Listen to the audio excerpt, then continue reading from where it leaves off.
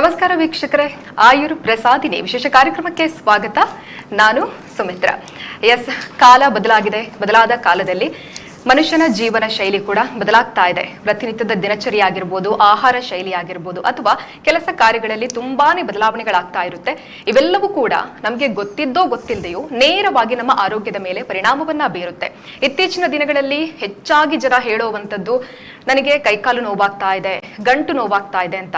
ಇದು ಹಿಂದಿನ ಕಾಲದಲ್ಲೆಲ್ಲ ನಮಗೆ ಹಿರಿಯರು ತುಂಬಾನೇ ಹೇಳ್ತಾ ಇದ್ರು, ನಂಗೆ ಎದ್ದೇಳೋದಿಕ್ಕಾಗಲ್ಲ, ಕೂರೋದಿಕ್ಕೂ ಆಗಲ್ಲ, ಗಂಟು ನೋವಾಗುತ್ತೆ, ಕಾಲು ನೋವಾಗುತ್ತೆ ಅಂತ. ಆದ್ರೆ ಇತ್ತೀಚಿನ ದಿನಗಳಲ್ಲಿ ಸಣ್ಣ ಪ್ರಾಯದಲ್ಲಿರುವಂತಹ ಅದೆಷ್ಟೋ ಜನರಿಗೆ ಈ ಒಂದು ಗಂಟು ನೋವು, ಕೈಕಾಲು ನೋವುಗಳು ಕಾಡ್ತಾ ಇದೆ. ಎಲ್ಲದಕ್ಕೂ ಕಾರಣ ಅನೇಕ ಇದೆ. ಇದರಲ್ಲಿ ಒಂದು ಅಂತ ಹೇಳಿದ್ರೆ ಆಮವಾತದಿಂದ ಉಂಟಾಗುವಂತಹ ಗಂಟು ನೋವು. ಇವತ್ತಿನ ಸಂಚಿಕೆಯಲ್ಲಿ ನಮಗೆ ಆಮವಾತದಿಂದ ಉಂಟಾಗುವಂತಹ ಗಂಟು ನೋವಿನ ಬಗೆಗೆ ಮತ್ತು ಇದನ್ನ ಯಾವ ರೀತಿಯಾಗಿ ನಾವು ಪರಿಣಾಮಕಾರಿಯಾಗಿ ಚಿಕಿತ್ಸೆಯನ್ನ ಪಡ್ಕೊಳ್ಬಹುದು, ಜೊತೆಗೆ ಇದರಿಂದಾಗಿ ಉಂಟಾಗುವಂತಹ ಲಕ್ಷಣಗಳು ಯಾವುದು, ಯಾವ ರೀತಿಯಾಗಿ ನಮಗೆ ಇದು ಕಾಡುತ್ತೆ, ಎಲ್ಲ ವಿಚಾರಗಳನ್ನ ತಿಳಿಸ್ಕೊಡೋದಿಕ್ಕೆ ಖ್ಯಾತ ಆಯುರ್ವೇದ ತಜ್ಞ ವೈದ್ಯರಾಗಿರುವಂತಹ ಡಾಕ್ಟರ್ ರಾಘವೇಂದ್ರ ಪ್ರಸಾದ್ ಬಂಗಾರಡ್ಕ ಸರ್ ಇದ್ದಾರೆ. ಇವರು ಈ ಹಿಂದಿನ ಸಂಚಿಕೆಯಲ್ಲಿ ಹಲವಾರು ವಿಚಾರಗಳನ್ನು ನಮಗೆ ತಿಳಿಸಿಕೊಟ್ಟಿದ್ದಾರೆ. ಮಕ್ಕಳಲ್ಲಿ ಕಾಣಿಸಿಕೊಳ್ಳುವಂತಹ ನೆಗಡಿ ಆಗಿರ್ಬೋದು, ಜ್ವರ ಆಗಿರ್ಬೋದು, ಅಥವಾ ಸೈನಮಸ್ ತಲೆನೋವು ಆಗಿರ್ಬೋದು, ಅಥವಾ ಗ್ಯಾಸ್ಟ್ರಿಕ್ ಸಮಸ್ಯೆ ಆಗಿರ್ಬೋದು, ಎಲ್ಲ ವಿಚಾರಗಳ ಬಗ್ಗೆ ನಮಗೆ ತುಂಬಾನೇ ವಿಚಾರಗಳನ್ನ ತಿಳಿಸ್ಕೊಟ್ಟಿದ್ದಾರೆ. ಇದು ತುಂಬಾ ಜನರಿಗೆ ಅನುಕೂಲ ಕೂಡ ಆಗಿರುವಂತದ್ದು. ತುಂಬಾ ಜನ ಹೇಳುವಂತದ್ದು ಕೂಡ ಇದೆ, ಹೊರಗಡೆ ಹೋದಾಗ ತುಂಬಾನೇ ಚೆನ್ನಾಗಿ ಈ ಒಂದು ಕಾರ್ಯಕ್ರಮಗಳು ಮೂಡಿ ಬಂದಿದೆ. ಬಂಗಾರಡ್ಕ ಸರ್ ತುಂಬಾ ಚೆನ್ನಾಗಿ ತಿಳಿಸ್ಕೊಟ್ಟಿದ್ದಾರೆ. ನಮ್ಮ ಆರೋಗ್ಯದಲ್ಲಿ ಕೂಡ ಅವರು ಹೇಳಿದಂತಹ ವಿಚಾರಗಳನ್ನ ಅಳವಡಿಸಿಕೊಂಡಿದ್ರಿಂದಾಗಿ ತುಂಬಾನೇ ಅನುಕೂಲ ಆಗಿದೆ ಅನ್ನುವಂತಹ ರೆಸ್ಪಾನ್ಸ್ ಕೂಡ ಬಂದಿರುವಂತದ್ದು. ಇವತ್ತು ಕೂಡ ನಮ್ಮ ಜೊತೆ ವೈದ್ಯರಿದ್ದಾರೆ. ಇವತ್ತು ಆಮವಾತದಿಂದ ಉಂಟಾಗುವಂತಹ ಗಂಟು ನೋವಿನ ವಿಚಾರಗಳ ಬಗ್ಗೆ ತಿಳಿಸ್ಕೊಡ್ಲಿಕ್ಕಿದ್ದಾರೆ. ಹಾಗಾದ್ರೆ ಬನ್ನಿ ವೈದ್ಯರನ್ನ ನಾವು ಸ್ವಾಗತಿಸೋಣ. ನಮಸ್ತೆ ಡಾಕ್ಟ್ರೆ, ಕಾರ್ಯಕ್ರಮಕ್ಕೆ ಸ್ವಾಗತ. ನಮಸ್ತೆ.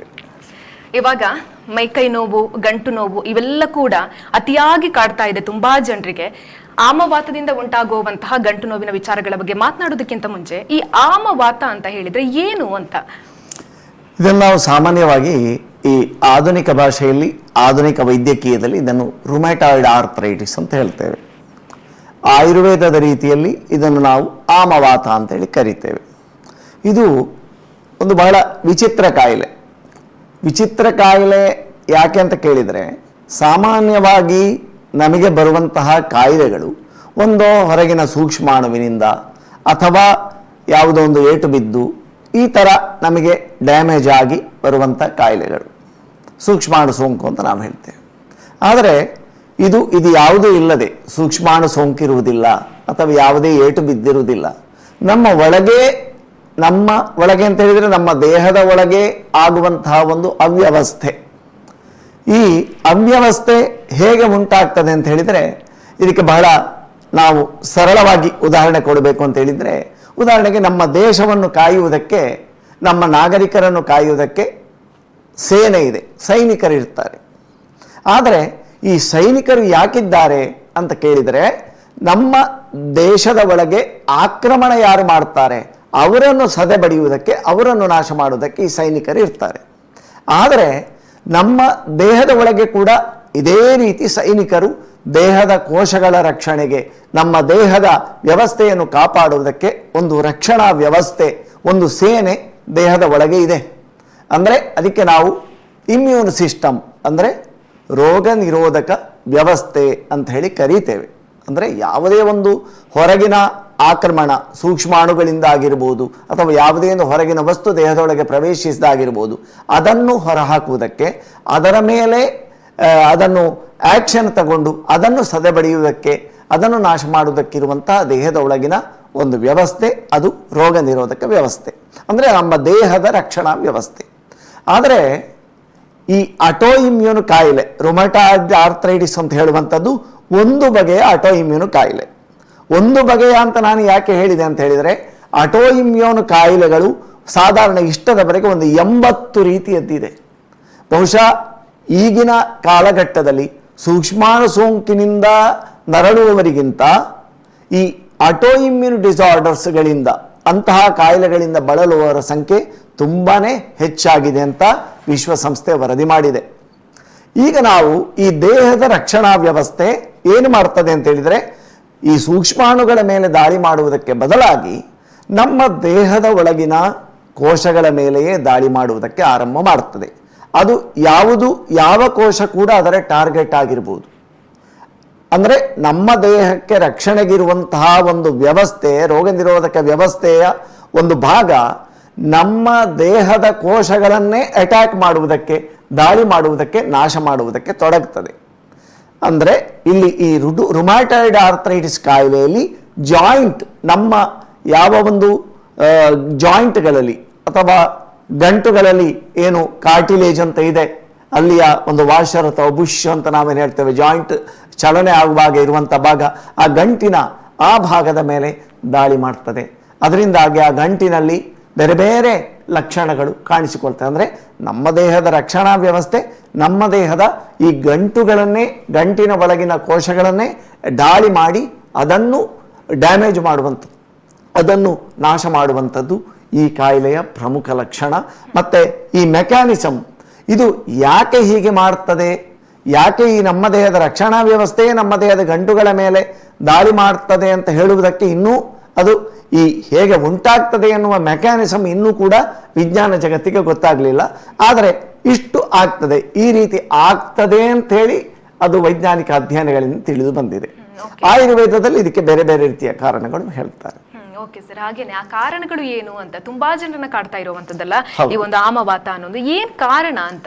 ಬಹುಶಃ ಆಯುರ್ವೇದ ರೀತಿಯಲ್ಲಿ ನೋಡಿದಾಗ ಮತ್ತು ಅದು ಈಗ ಆಧುನಿಕ ಸಂಶೋಧನೆಗಳಿಂದಲೂ ಕೂಡ ಅದು ಈ ಆಯುರ್ವೇದದಲ್ಲಿ ಹೇಳಿದಂತಹ ಕಾರಣಗಳಿಗೆ ತುಂಬ ಹತ್ರ ಬರ್ತಾ ಇದೆ. ಆಧುನಿಕ ಸಂಶೋಧನೆಗಳು ತುಂಬಾ ಆಗ್ತಾ ಇದೆ. ಈ ರುಮಟಾಯ್ಡ್ ಡಿಸಾರ್ಡರ್ಸ್ ಅಥವಾ ರುಮಟಾಯ್ಡ್ ಆರ್ಥರೈಟಿಸ್ ಎನ್ನುವ ವಿಚಾರದಲ್ಲಿ ಆಯುರ್ವೇದ ರೀತಿಯಲ್ಲಿ ನಾವು ಕಾರಣಗಳನ್ನು ಹೇಳಬೇಕಿದ್ರೆ ಬಹಳ ಆಯುರ್ವೇದದ ಒಂದು ಮೂಲ ಸಿದ್ಧಾಂತ ಅಂದರೆ ಹೆಚ್ಚಾಗಿ ಇಲ್ಲಿ ಹೊಟ್ಟೆಯನ್ನು ಕೇಂದ್ರೀಕರಿಸಿ, ಈ ಕಾಯಿಲೆ ಎನ್ನುವಂಥದ್ದು ನಮ್ಮ ಹೊಟ್ಟೆಯಿಂದ ಶುರುವಾಗುವಂಥದ್ದು ಅಂತ. ಹೊಟ್ಟೆಯಲ್ಲಿ ನಾವು ಅದನ್ನು ಅಗ್ನಿ ಅಂತ ಹೇಳ್ತೇವೆ. ಅಗ್ನಿ ಅಂದರೆ ಜೀರ್ಣ ಮಾಡುವಂತಹ ಶಕ್ತಿ ಮತ್ತು ಕರುಳಿನ ಒಂದು ವ್ಯವಸ್ಥೆ.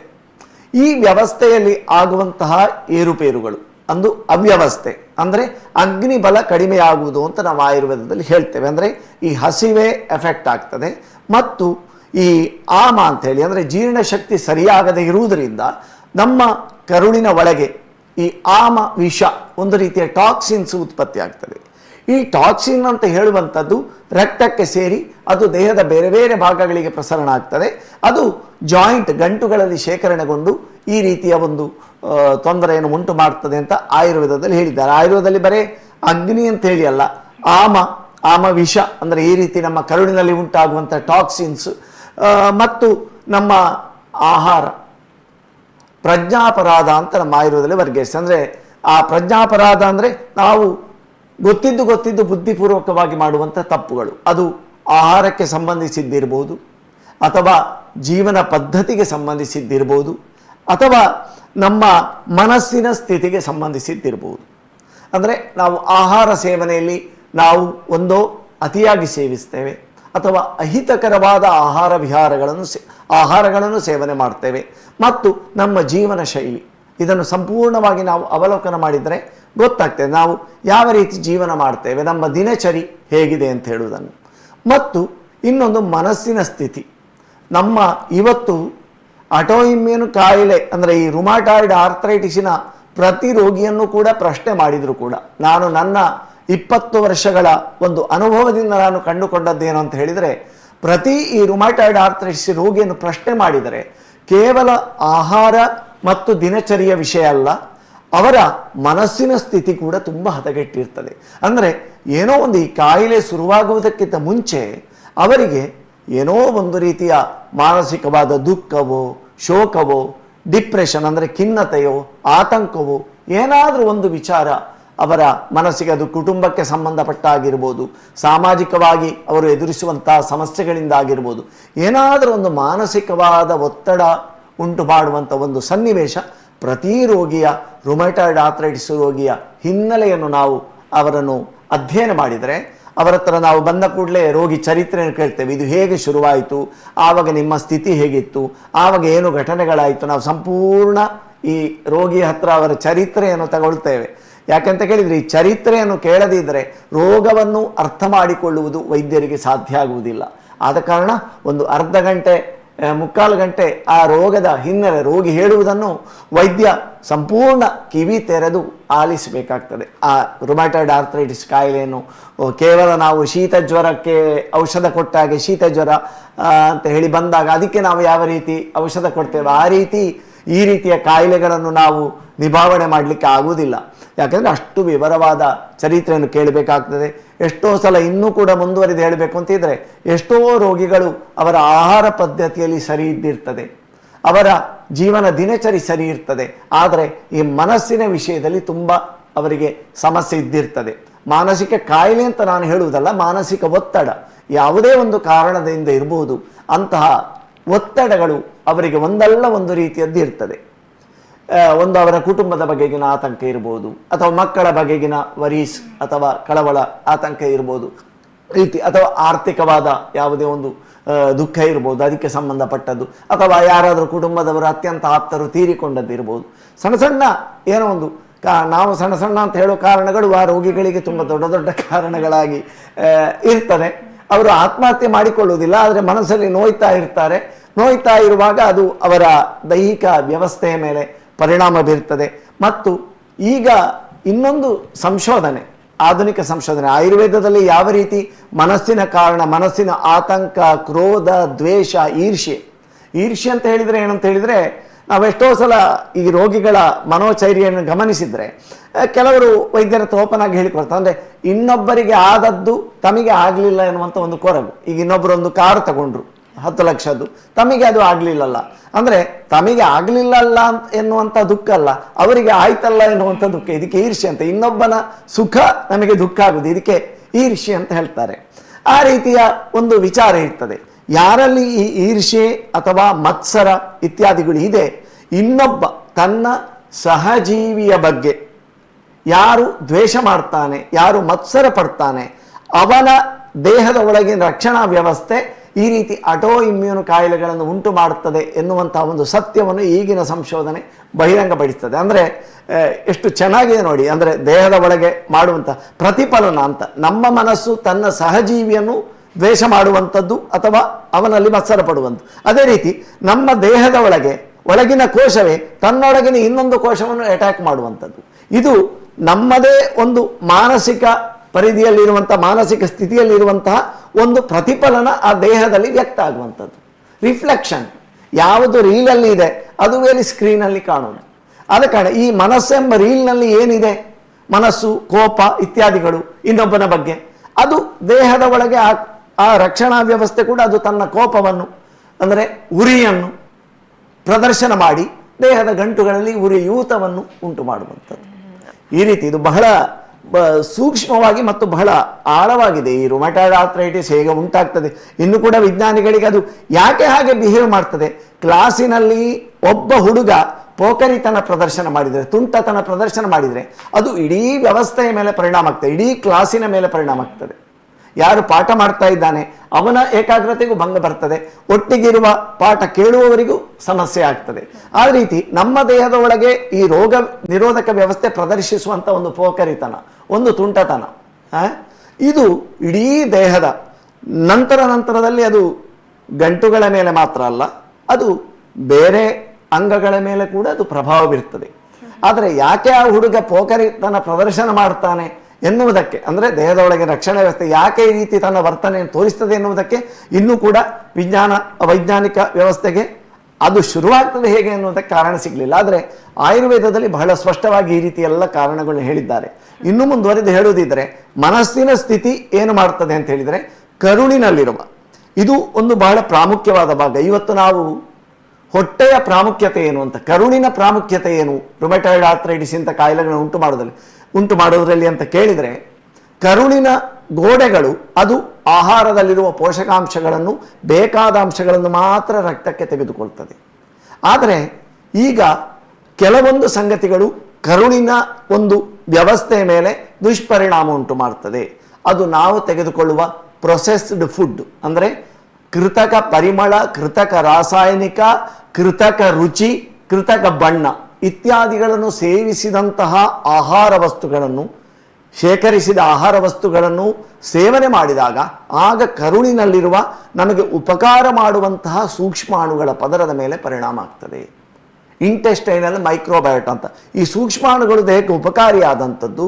ಆದರೆ ಅದರ ಮೇಲೆ ಪರಿಣಾಮ ಮಾಡುವುದರಿಂದ ಕರುಳಿನ ಗೋಡೆಗಳು ಕೇವಲ ಆಹಾರ ಪೋಷಕಾಂಶಗಳನ್ನು ಮಾತ್ರ ರಕ್ತಕ್ಕೆ ಬಿಟ್ಟುಕೊಳ್ಳುವುದಲ್ಲ, ಕರುಳಿನಲ್ಲಿರುವ ಟಾಕ್ಸಿನ್ಸ್, ಯಾವ ಒಂದು ವಿಷಕಾರಿ ಅಂಶ ಇದೆ, ನಾವು ಆಯುರ್ವೇದದಲ್ಲಿ ಆಮ ಅಂತ ಹೇಳ್ತೇವೆ, ಆ ಅಂಶಗಳನ್ನು ಕೂಡ ರಕ್ತಕ್ಕೆ ಬಿಟ್ಟುಕೊಳ್ತದೆ.